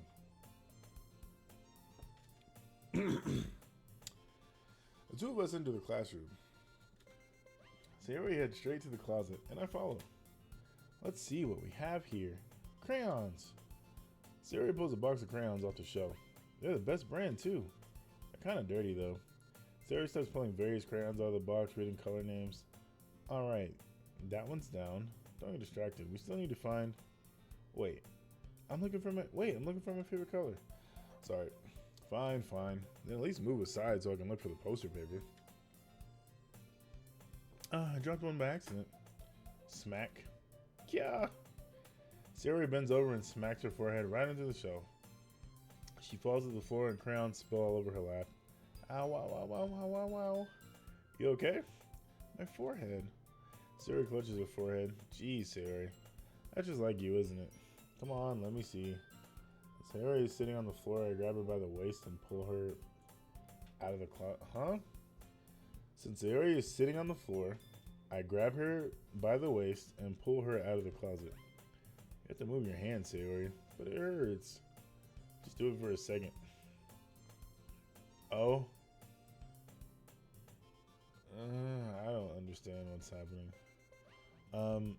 Or how she got in this position specifically. Anyway, 24? There's no way there's 24 crayons in that box. And two of them are the same color. Let's be honest.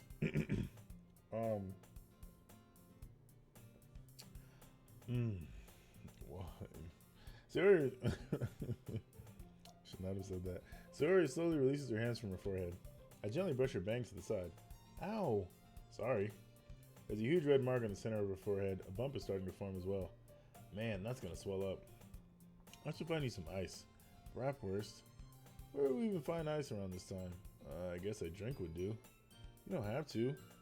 I'm fine with looking like a unicorn. Even wincing from the pain, Sayori made a silly joke. What are you saying? I'll be right back, okay? Okay. I pat Sayori on the shoulder and run out of the hallway. I locate the nearest vending machine. What should I get? Really doesn't matter since it will be used as an ice pack rather than a drink, but I know Sayori likes apple juice, so I purchased that one. Don't even give me a choice.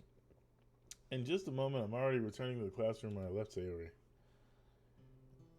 She has one palm on her forehead and is using the other hand to clumsily scoop crayons back in the box, even though the same crayons have been in the same position. My hands are up. At least they were already in the wrong spots before I spilled them. Sayori, here. I hand Sayori the bottle of apple juice. It's nice and cold. Excuse me. Sayori opens the cap and starts drinking from it. Sayori, what are you doing? It's not for it's for your forehead, idiot. Oh. What the can I put on do not disturb? I guess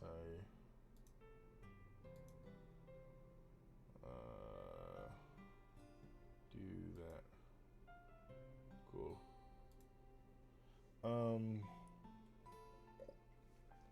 Preach. Sorry, I forgot. How hard do you hit your head? Sarah places the bottle against the bump on her head. It stings. Just bear with it. It'll feel better soon. Looks like you cleaned up most of the crayons, so that's good. Hey, Bratwurst? This kind of reminds you of growing up, doesn't it? Eh? What do you mean? You know how we used to play outside all the time? I'd always try to keep up with you. You were kind of oblivious in some ways. Like I usually fell behind or had trouble climbing the things you did. But sometimes when I tried to do things I couldn't, I would get myself hurt. I'd fall and scrape myself or get a bump. And I would start crying really hard. Oh, there's the apple juice. I was like, I was trying to read and I didn't even notice that she had that's a big ass apple juice. I need a vending machine like that, bro. And you would rush over as quickly as you could. You really tried hard to get me to stop crying. Something like you blamed yourself and were afraid of getting in trouble if someone found out. Even though it really wasn't your fault, you know? Did I really do all that? Yeah, you don't remember? Come to think of it, maybe I do remember a bit. This man is such a shut-in that you forgot childhood. Crazy. What else are you thinking about, bro? I don't know. I guess I was always so focused on my games that I didn't pay enough attention to you. So in a way, it was my fault. Kind of like this time, too. If I wasn't rushing you out of the closet, you probably wouldn't have hit your head. Bratwurst. Just trying to be sincere, and it's just Bratwurst. I don't think you realize it, but you're always thinking about other people. Even after all these years. You're rushing to help me, even though I'm just being clumsy. You're really a sweetheart. Don't call me that. And I don't really do this kind of thing all the time. I guess when it comes to you, it just feels natural. Before I even know it, I'm treating you like that. I guess that's what happens when you've been friends for so long. Really? Maybe you're right. Bratwurst, I'm so glad that nothing's changed between us. You think it'll be like this forever? Forever. If I'm honest to myself, there's no telling where we'll each end up after college or after that. So it wouldn't be fair to me to make any promises. But, well, I hope so. It's been this long already, right? I can't imagine you ever changing, so my hopes are up. I'm so happy. Sarah has a whimsical expression in her eyes. We remain silent for a moment. She's so silly and clumsy on the outside that when I see her deep in thought like this, it makes me not want to disturb her. Okay, I guess we should go back. I don't want to worry Monica, you know? Good luck with that. She's gonna see her forehead either way. Not if I hide it under my bangs. Sayori hops to her feet. Ah! She clutches her forehead again. Don't stand up so fast after hurting yourself. Well, I guess it's too late now. Anyway, let's go. Cool. Follow Sayori out of the classroom. Sayori plays with her bangs, trying to hide the bump without it being much of a success. In a moment, we make it back to the club room. Ah, you're back. Good timing. I was just about ready to start sharing our poems. Eh? Sayori, your forehead. She's fine, don't worry about. I was playing with the crayons and I smacked my forehead into the shelf. Well, anyway, were you able to find everything we needed? Okay, I'm back. Hello. Welcome back. Whew. Uh-huh. I have it right. Huh? Sayori frantically glances around at herself. I forgot all the stuff. Calm down, Sayori. I have it all right here. I found the poster paper, too. Sounds like you ended up doing all the work, Bratwurst. Ah, well, Sayori, I thought to come up with an excuse for Sayori. I made it an adventure. Yeah, that. Okay. In any case, good work. I'll start working on the posters tonight. Me too. Okay, everyone. Are you ready to share your poems? I guess I should grab mine. After making sure the crayon box is closed tightly, on a scale of 1 to 10, how bad would it be to wear prescription glasses that aren't for me?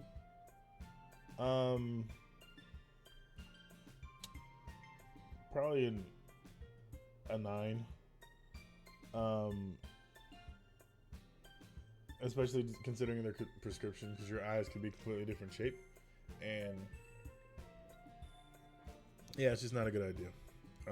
Especially if you don't usually wear glasses.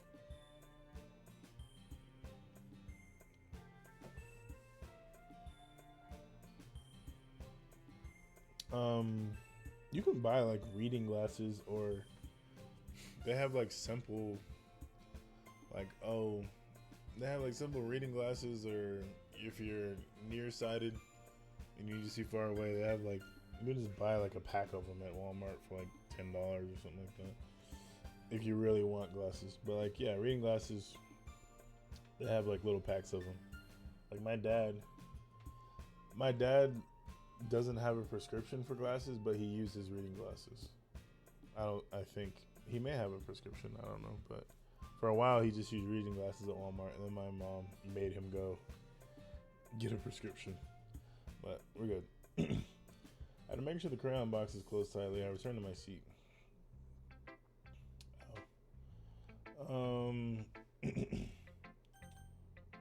Let's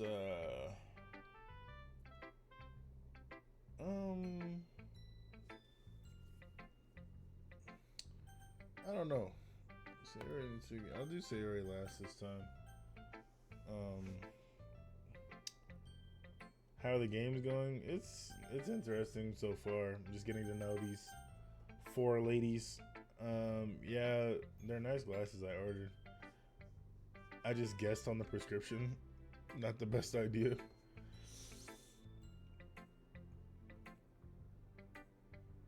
You could have gotten them prescriptionless. Because that could also like give you headaches and stuff. But my hands are up. I don't know.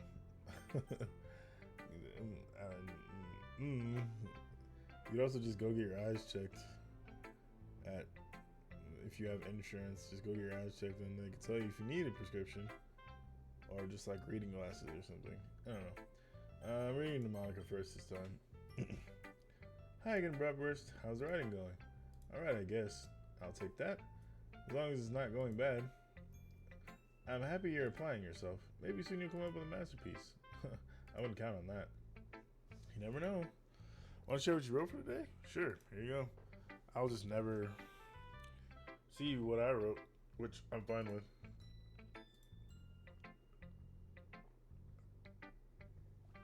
Alright. It's pretty good. It makes me think of Sayori. Like the other one that you wrote. You two are like the dynamic duo. So she's the one who tells me what the results is, I guess. I didn't think it was be Sayori again. It looked like it was gonna be, what's her other girl? That's kind of exaggerating it. Yeah, probably. But you do spend a lot of time with her even in this club, don't you? Then again, I don't blame you for being a little shy. I'm not shy, it's just I'm just teasing. I don't like that. But also her legs are like noticeably, it's just 2 lines. Like all this is detail and their posture and all that stuff. Very interesting. That was a bit of time to make friends with everyone, but Yuri and Natsuki are super interesting people, so don't be afraid to give them their share of time. And you can talk to me every now and then too. I'm not like unapproachable or anything, am I? No, it's nothing like that. I'm just still getting used to being here, that's all. Yeah. Sorry if I was putting the pressure on you or something. I didn't really mean it like that. No, don't worry. We're right now, like, me and her are just like walking on eggshells with each other because we don't know, like, it's like when you get to know somebody but you don't know like how to joke with them. You don't know like what you should say or shouldn't say around them because you're like still in that very awkward getting to know you stage. Like, it's like, oh, I didn't want to offend you. Like, even if it was, it's clearly a joke or clearly like a lighthearted thing. It's like, oh, but I didn't mean to offend you. If you, it's like, oh, I didn't mean to put any pressure on you. I was just saying, yeah. It's not like it's not like oh, I like them kind of thing. It's like I just genuinely don't know you that well, but we're forced to know each other and be in the same room as each other. I get what you're saying. Well, all right. But anyway, you want to read my poem now? I like the way this one turned out, so I hope you do too. All right, let's take a look. Save me. The colors, they won't stop. Bright, beautiful colors. Flashing, expanding. Jesus Christ, thanks. Thank you for Dream, for the Jesus Christ. Thank you. I appreciate it. You're doing great. Don't let anyone stop you. Sometimes you gotta risk it for the biscuit. The cute frames will be worth the headaches and eye issues later. Or you just might just be good. So anyway, save me. The colors, they won't stop. Bright, beautiful colors, flashing, expanding, piercing, red, green, blue, an endless cacophony of meaningless noise. Whoa. This is concerning. The noise that won't stop. Violent, grating waveforms. Squeaking? Is that how you do cues? That's interesting. I have never seen a cue like that in my life where you just go straight down and then put a line through it. I thought you go like that way. It's like a G, but backwards. You go that way instead of this way. That's very interesting. I'm gonna start doing my cues like that. That's kind of cool looking. Anyway.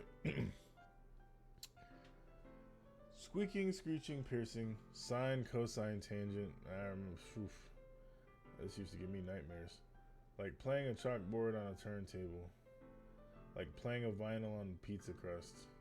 An endless poem of meaningless. Sheesh. Load me? Hey, yo.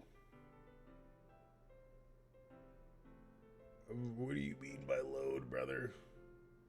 What the heck going? What is going on? It's even more abstract than your last one, huh? I guess it's just the way I write. I'm sorry if you don't like it. No, I never said that. It's just kind of a thing I've never really seen before, I guess. I kind of like playing with my space on the paper. Choosing where and how to space your words can totally change the mood of the poem. It's almost like magic. The way I wrote the lines really short makes me feel like they're trying to speak over the noise. I see. It's still hard for me to tell what it's about, though. Sometimes asking what a poem is about isn't the right question. Yeah, you're right. A poem can be as abstract as physical expression of a feeling. True. Also true. Or a conversation with the reader. So putting it that way, not every poem is about something. Anyway, here's Monica's writing tip of the day. Sometimes you find yourself facing a difficult decision. When that happens, don't forget to save your game. You never know when you might change your mind.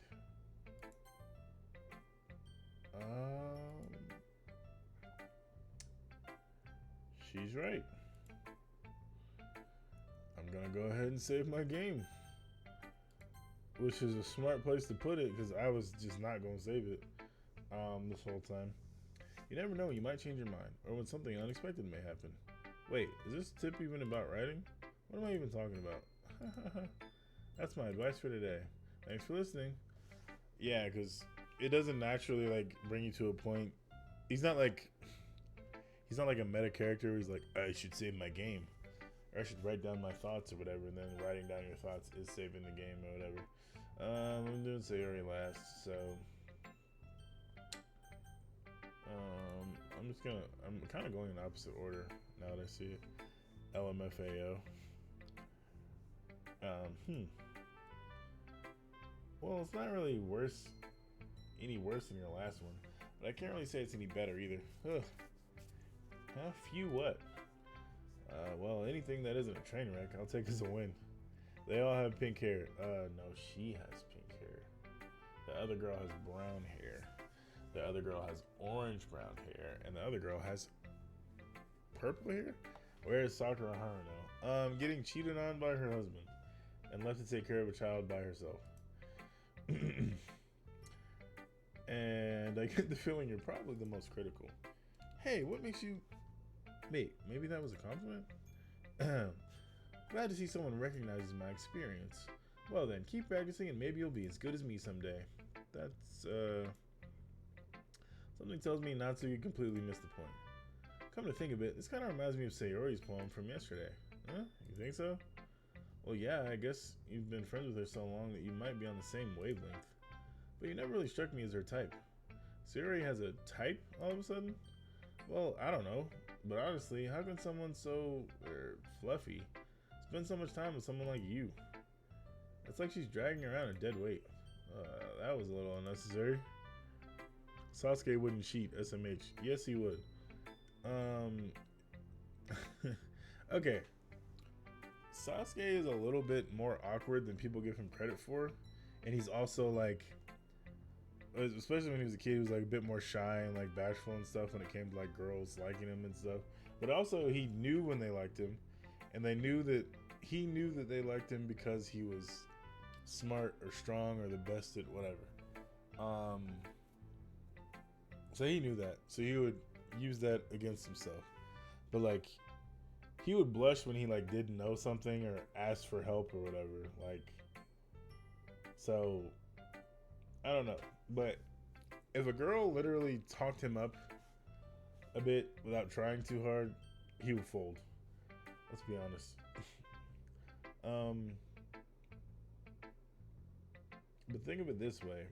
If it weren't for me, she would probably be just fly away like letting go of a balloon. You could say that we take care of each other in our own way. Whatever it is, I don't get it. Oh yeah, I guess I'm supposed to show you my poem. Here. Whoa. This was her like music. It's like doofy and dinky. It's very dinky. Amy likes spiders. Naruto would cheat on Hinata with Sakura in a heartbeat. No, he would not.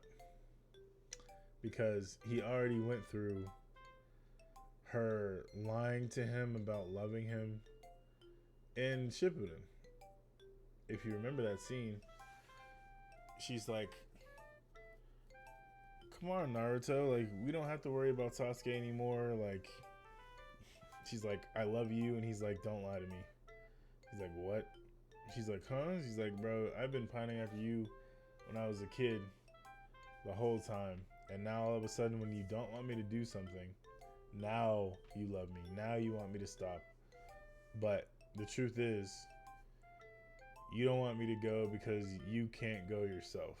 Because you don't feel like you're strong enough. And he's like, F that. And bump you for saying that, trying to use that against me because it's messed up. He's like, don't ever do that again, essentially. Because he knows that Sakura doesn't like him. He's known it the whole time. She's known that she's been in love with Sasuke the entire time. So when he got older, he's like, yeah, I'm good. Like, I spent 3 years away from the village. It's great to see you and everything, but it's not the same. I'm good. And that's probably why he ended up with Hinata, because there was no way. He stood up for himself, essentially. Found some dignity. He's like, nah, I'm good. Like who you like. I'm gonna do my own thing. You know what I heard about Amy? Amy likes spiders. Icky, wriggly, hairy, ugly spiders. That's why I'm not friends with her. Okay. So why did Sasuke settle for Sakura then? Because he had to clap something. He's probably competing with Naruto. He's like, bro, Naruto is clapping cheeks and having kids. I need to clap something. Are you gonna leave? I complain in the complaint box, but I don't check that shit. Like, are you gonna leave? I complain in the complaint box, but I don't. I almost played it twice. I need to change the timing on that one and the Mickey Mouses. They'll pay for this. So yeah, that's really all it was to me. It's like I gotta clap something, and also Sakura's been there, and Sakura proved her strength. Even if his bloodline was essentially dead, he can restart it. He loves Sakura. Prove me wrong. Why did he leave? Why is he out searching for himself instead of taking care of his kid?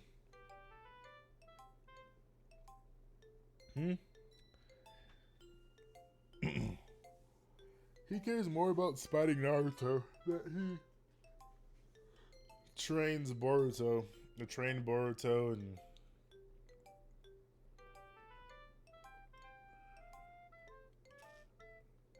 like got Boruto to be the anti-ninja against his dad for no reason. And his own kid he barely talks to. And she actually got trained more by, or talked to more by Naruto, which she's probably going to be the Hokage eventually because she idolizes with Naruto and not her own dad.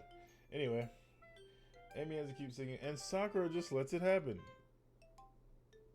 Sakura's just okay with it. Yeah, that's the story in Boruto. I don't know if they told you. You should probably watch it. It's boring for a long time, but it gets interesting eventually.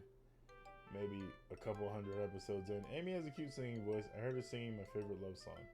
Every time she sang the chorus, my heart would pound to the rhythm of the words. But she likes spiders. That's why I'm not friends with her. One time I hurt my leg really bad. Amy helped me up and took me to the nurse.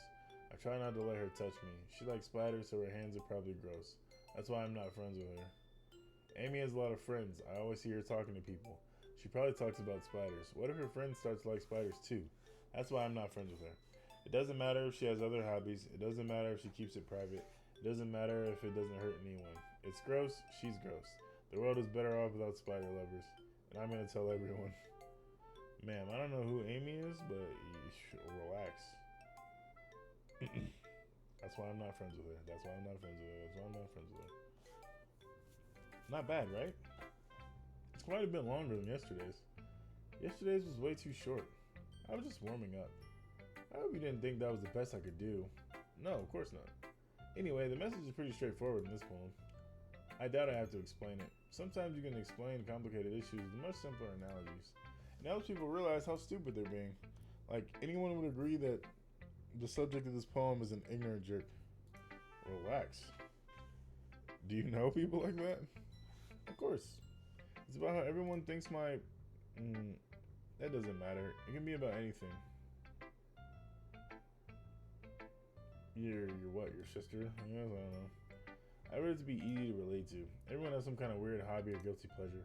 Something that you think you're afraid of if people find out. They'd make fun of you or think less of you. But that just makes people stupid. Who cares what someone likes as long as they're not hurting anyone? It makes them happy. I think people really need to learn to respect others for liking weird things. Well, you're definitely right. At least I can relate to that. I'm sure a lot of other people can too. That's what I do best after all. I don't like writing unless there's a good message to take away from it. Like, conveying emotions is important, but I want to make people think, not just feel. Remember that. I'm going to write a good one for tomorrow too, so look forward to it. You got it, dude. Let's see what you've written for today. Well done, Bratwurst. My name is Bratwurst, by the way. Your skills are already improving. Really? Thanks, Yuri. Coming from you, that means a lot. Huh? It's nothing.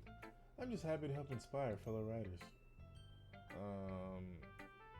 I know you're new to this, so don't worry much if it seems like you can't get your poem to feel perfect. You don't need to be afraid. You don't need to be afraid to be a little more daring. Oh, you don't need to be afraid to be a little. I get it. Metaphors can go a long way. Don't feel like you need to work your brain like turning a bunch of gears. Try letting your mind wander through your feelings and write down the things you see and hear. That's one way to truly enable your reader to see into your mind. It's a very intimate exercise. I see. That's certainly an interesting technique. Excuse me. Thank you for sharing. Oops. Well, an example of that if you'd like to read it. Of course. Is this the poem you wrote for today? Yuri nods and timidly hands me your poem. This is very, like, ethereal. The humming and low hums and the ding, ding, ding. It's very, like, fantastical. And, I don't know, the raccoon. I feel racism coming about. It happened in the dead of night while I was slicing bread for a guilty snack. My attention was caught by the scattering of a raccoon. First of all, slicing bread? Why did you buy the whole loaf? Just buy sliced bread. My attention was caught by the scattering of a raccoon outside my window. That was, I believe, the first time I noticed my strange tendencies as an ordinary human.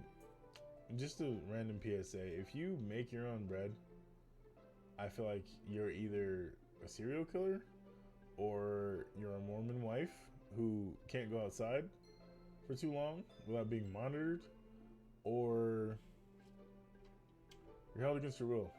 That's just me. Or just weird. Like you're the one who has like a bunch of cats, rescue cats, and then like if you have a kid by some miracle, you homeschool them, and they're just like weird, and they're just like you give them like snacks like Gushers or something, like do you have any saltines? It's like, what? Oh, do you have saltines and hummus? Like, what? You're a child. Eat these Gushers and leave me alone. It's like, well, my mom, she gives us saltines, and it's like, okay, I see what this is. I'm like, hey, feed your kids before you come here, because I have regular food, and I'm not weird. Like, you have carrots and chickpeas, huh? What? I would like, can I have a bowl of black beans for lunch? No. I gave the raccoon a piece of bread. My subconscious was well aware of the consequences. Well aware that a raccoon that is fed will always come back for more. The enticing beauty of my cutting knife was a symptom. The bread... Thank you, Trevor, for playing Trash Beat. Thank you, I appreciate it. Fits well with this music. The enticing beauty of my cutting knife was a symptom. The bread, my hungry curiosity, the raccoon, and urge. Are you gonna stab this raccoon, bro? The moon increments its phase and reflects that much more light off of my cutting knife. The very same light that glistens in the eyes of my raccoon friend. I slice the bread, fresh and soft. The raccoon becomes excited, or perhaps I'm merely projecting my emotions onto a newly satisfied animal. The raccoon is taking a following to me. You could say that we've gotten quite used to each other. The raccoon becomes hungry more and more frequently, so my bread is always handy. Every time I brandish my cutting knife, the raccoon shows his excitement. A rush of blood. Classic Pavlovian conditioning. I slice the bread and I feel myself again. I was a little more daring with this one than yesterday's. I can see that. It's a lot more metaphorical. I don't know if it's my fault, but I can't begin to imagine what this poem is about. That's right. It's a bit closer to my preferred writing style. Using the poem as a canvas to express vivid imagery and conveying emotions throughout them. Yeah, if I can take it... Oh. What the music? You know... Whatever. Yeah, if I can take it at face value, then I can't figure out what it's supposed to mean. Well, I think it's something different that people can relate to in their own way. I wanted to express the way it feels for me to indulge in my more unusual hobbies. It's those sorts of things that I usually force to keep myself. So sometimes I enjoy writing about them. Huh, that's funny. Didn't Natsuki also write something about that? About someone being ridiculed for a strange interest? Eh? She did? Yeah. She was talking about how it doesn't matter what you're into as long as you're not hurting anybody. She's right. I mean, does she really feel that way? Yeah. Sounds like you two have that in common. That's interesting. To me, she seemed like the kind of person who would make fun of my hobbies. But I suppose it's my fault for judging, isn't it? Please don't tell her I said that. Don't worry, I have no reason to. Okay. Well, thank you for sharing with me. After all, if I hadn't learned to embrace my own weirdness, I'd probably hate myself. What is happening? I might be ranting a little bit now, but I'm glad that you're a good listener. Yep, you got it, dude. Last but not least, Bratwurst. I really love your poems. I can't believe you've been hiding these from me. I'm not hiding anything. But your poems are so good. Yesterday's and this one too. You can tell me you haven't done this. You can't tell me you haven't done this before. I mean, you're really the one who feels that way, so. No way. Not even Natsuki? Well, I guess Natsuki is the least likely to admit how much she likes something. But I don't think that's that. What do you mean? Well, I guess I'll be honest about it. It's a lot easier to write poems when I'm thinking about you. Wait, that was me. It's a lot easier to write poems when I'm thinking about you. I'm streaming for 2.5 hours. Wow. Stop thinking weird things, idiot. I just mean that you're a really expressive person, I guess. How am I supposed to write poems about my own stupid life? But you somehow make everything in your life an adventure. Even the little things. Like cooking. Well, let's not talk about that. So, yeah. I guess what I'm saying is that I can feel more feelings through you than I can through myself. We have that kind of weird connection. It's your fault for getting in my business all the time. I don't know if I understand. You never understand when I try to explain things to you, do you, Sayori? I pat Sayori's head. Hey, I'm not a kid, you know. Are you sure about that? Maybe. Sayori starts fiddling with her pencil between her hands. Hey, Bratwurst, will you give me your poem? I kind of want to keep it. Huh? Why? Because, well, it's the first time you've written something for me. Sayori, you completely misunderstood. I didn't write this for you. Are you even listening anymore? Well, whatever. I'll give it to you when we go home. Really? Snap. She snapped the pencil. Cool. Sayori hastily bends down to pick up the piece he dropped. Bends down? But, being inattentive to her surroundings, she bumps right into me. Sorry. Is butt in my face? It's fine. I'll get it for you. I bend down to pick up the broken pencil. Sayori clutches the desk behind her to support herself, knees shaking. I'm a little clumsy today. Let's sit down, Sayori. Yeah. I grab Sayori's arm and help her sit at the desk. Anyway, I still haven't read your poem. Oh, sorry, I forgot about that. That's weird. That was a weird thing. But it's not as good as yours. Jeez, don't worry. I'm sure I like it. Sheesh. Now they're writing novels, bro. Bottles. I pop up my scalp like the lid of a cookie jar. It's a secret place where I keep all my dreams. Little balls of sunshine. Hold on. This song is very like sock hop, like an innocence kind of thing. I don't know. It's very like gonna go to the diner and get a malt. SpongeBob turned into a clown.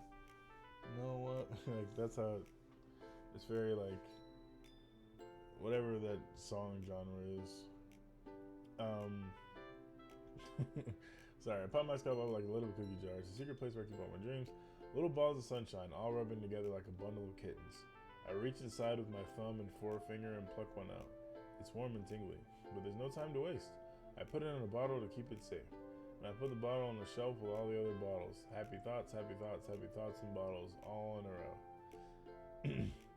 My collection makes me lots of friends, each bottle a starlight to make amends. Sometimes my friend feels a certain way. Down comes a bottle to save the day.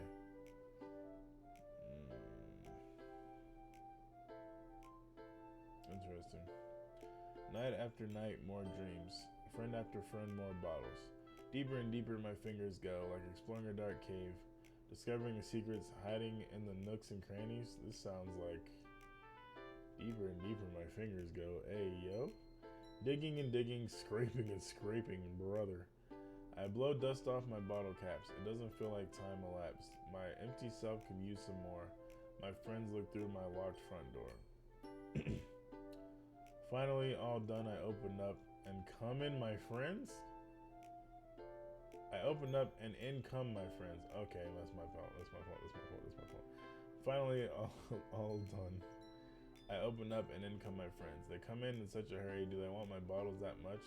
I frantically pull them off of the shelf one after the other, holding them out to each and every friend, each and every bottle. But every time I let one go, it shatters against the tile between my feet.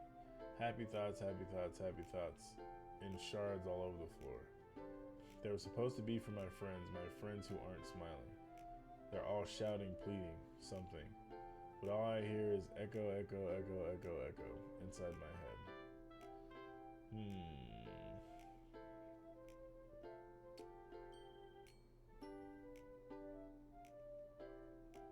Interesting about your friends. Holy crap. Sarah, did you really write this? Of course I did. Didn't I tell you yesterday I was going to write the best poem ever? Yeah, but I mean, I didn't expect something like this coming from you. Monica taught me a whole lot. And I've been really in touch with my feelings recently. I see that. It's almost kind of creepy. Creepy? Well, not exactly. Maybe because I'm so used to being so cheerful? Well, never mind. I'm thinking too hard about it. The point is it came out good, so you should be proud of it. Oh, thanks. I feel like I was meant to express myself this way. It even helps me understand my own feelings a little bit better.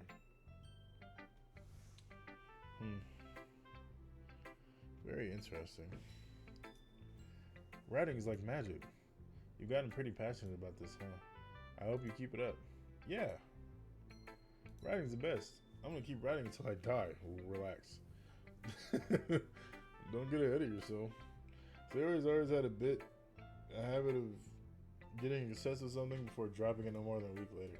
I wonder if this is one of those times. But seeing the passion in her eyes makes it hard for me to be pessimistic. Okay, everyone. We're all gonna read each other's poems, right? I have something extra planned today, so if everyone can come sit at the front of the room. Cool. I don't think I gained anything from that, so. Is this about the festival? Well, sort of. Do we really have to do something for the festival? It's not like we can put together anything good in just a few days. We'll just end up embarrassing ourselves instead of getting any new members. That's a concern of mine as well. I don't really do well with last-minute preparations. Don't worry so much.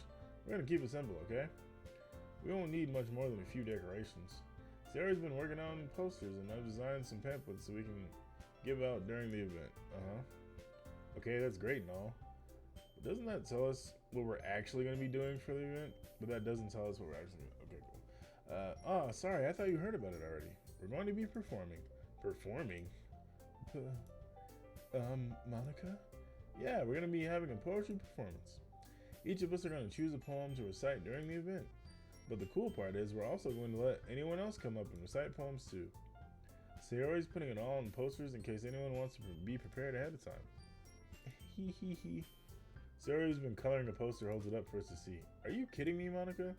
You didn't already start putting those posters up, did you? Well, I did.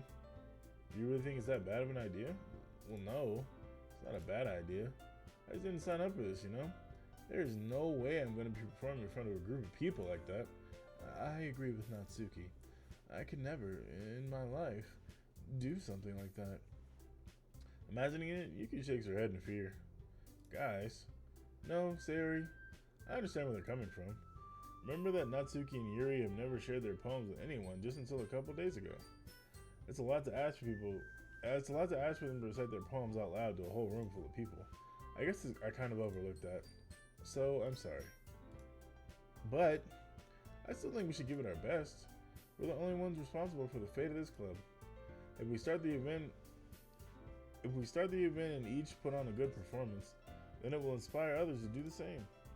And the more people who perform, the better we'll be able to show everyone what literature is all about. Yeah, it's about expressing your feelings.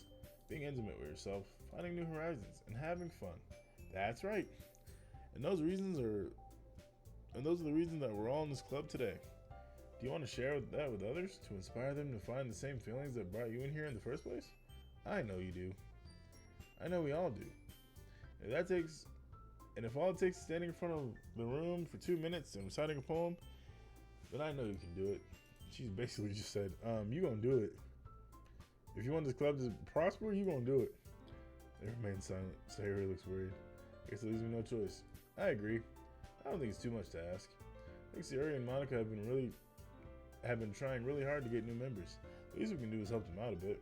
Well, maybe, but looks like Natsuki doesn't have any arguments left.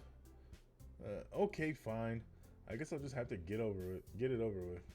All right. Phew. Thanks, Natsuki. What about you, Yuri? Yuri dejectedly glances around at everyone else's expectant faces. I guess I don't really have a choice. Yay, that's everyone. You're the best, Yuri. This club is seriously going to be the death of me. Oh gosh, you'll be fine, Yuri. But anyway, let's move on to the main event. I want each of you to choose a poem of yours. We're going to practice reciting them in front of each other. No way. Monica, this is too sudden. If you can't recite your poem in front of the club, how do you expect to get in front of strangers? Do it in front of strangers. Oh no. Don't worry. I'll start after I help everyone feel a little bit more comfortable. Can I go next? Of course. Now, let's see.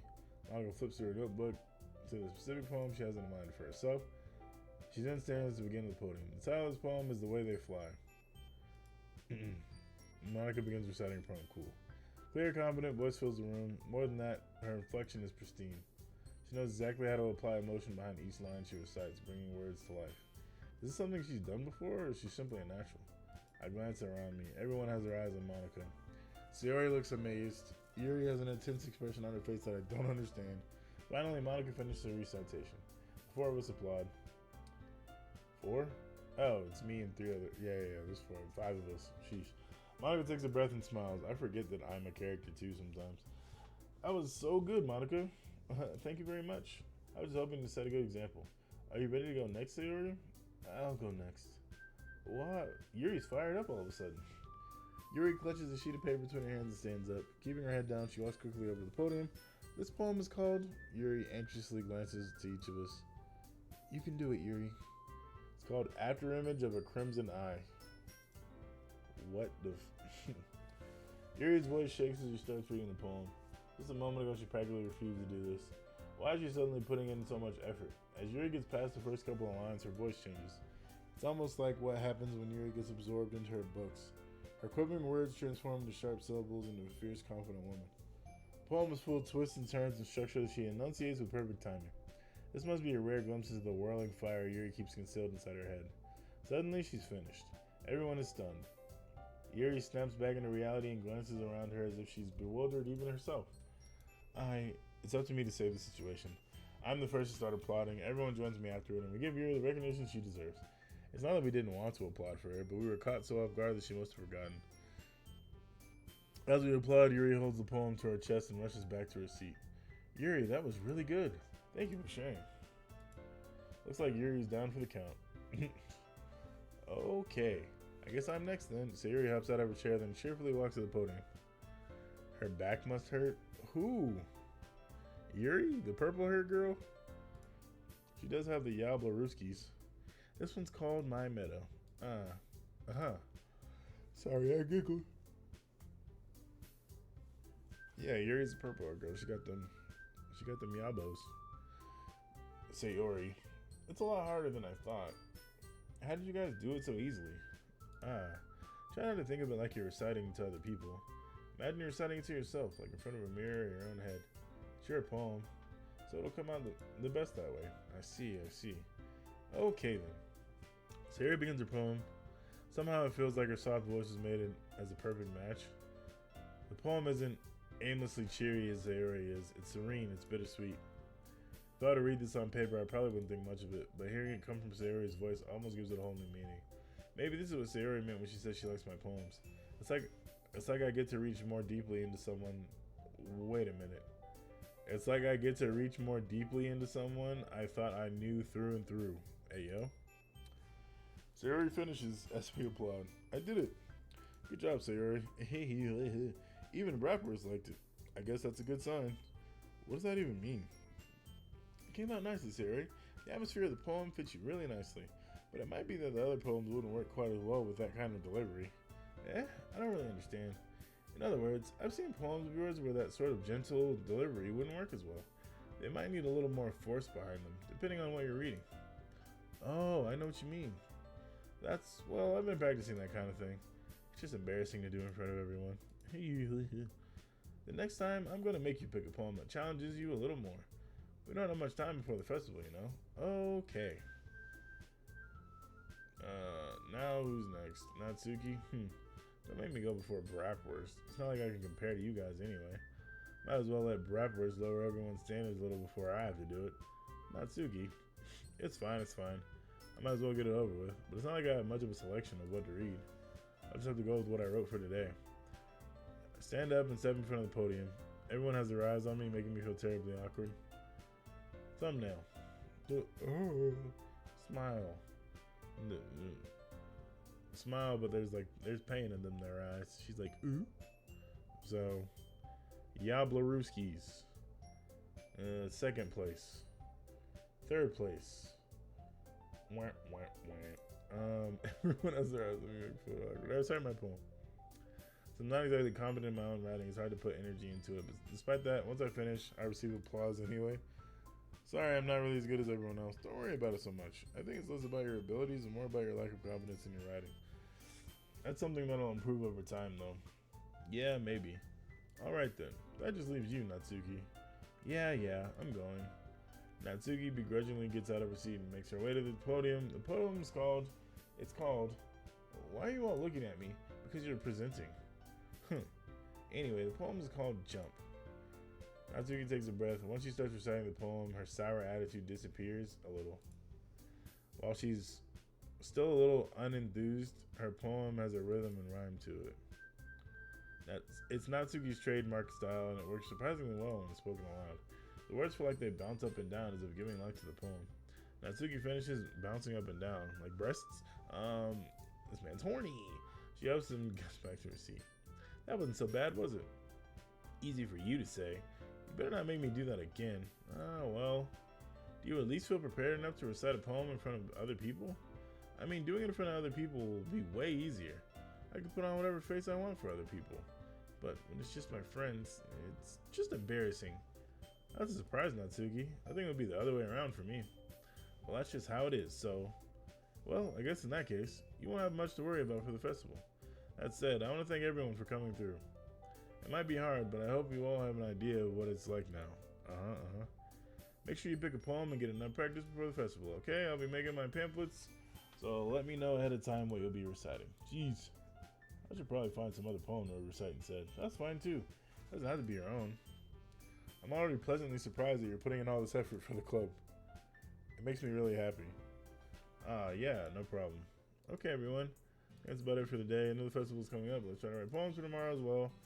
Been working out really nicely so far, so I'd like to continue that. As for the festival, we'll finish planning tomorrow, and then we'll have the weekend to prepare. Monday's the big day. I can't wait. I can do this. All right. I stand up. There's no way I'll be able to find the same enthusiasm as Sayori and Monica, but I'll do my best to get through it. It's for the sake of the club and impressing Monica. Then I'll have to do my best. Ready to go, Sayori? Yep. Look at you two, always going home together like that. It's kind of adorable, isn't it? Jeez, guys. Don't make such a big deal out of it. It must be a little nice, though. Well, how am I supposed to respond to that? It's okay, Bratwurst. You don't have to say it. Whatever, let's go already. Cool. Oh my god. Oof.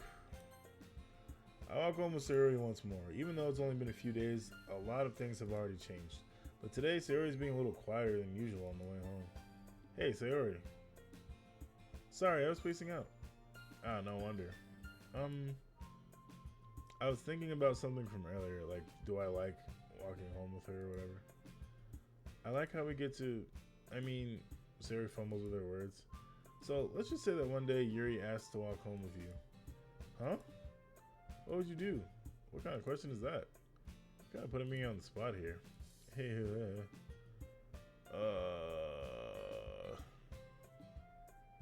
all right. First decision. I don't know, man. I would walk home with Yuri.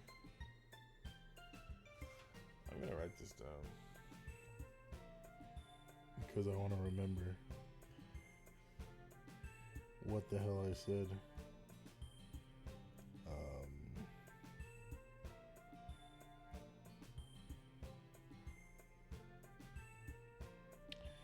DDLC.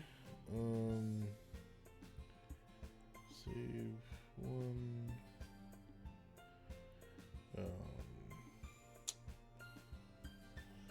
I would still walk home with Sayuri.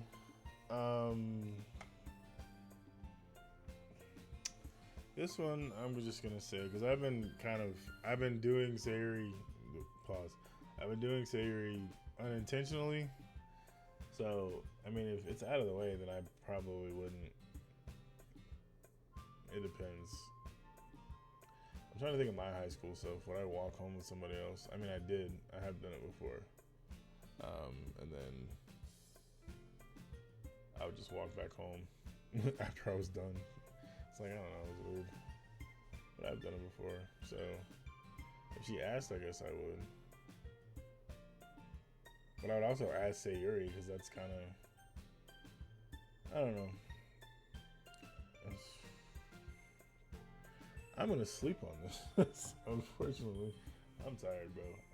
I've been up since 4:30, 5:30. I need to sleep, and I have some other stuff I have to do before I actually get to sleep. So I'm gonna save this here. Those of y'all watching, let me know what y'all think I should do. Would I walk home with Yuri, or would I still walk home with Sayuri? This girl. Yeah, I know. Okay, bye. I know. I'm sorry. As much as I'd love to, Yuri, you pick Yuri. Well, we have Dre's decision. I will figure that out next time I play. But thank you guys for watching. My name is Greater Content Creator, Twitch Video Maker. We will continue this. Someone told me that it gets interesting. You just have to get through the first bit. And I'm just like, okay, cool. We'll figure it out. But thank you guys. I appreciate y'all, and I will catch you in the next stream. Peace.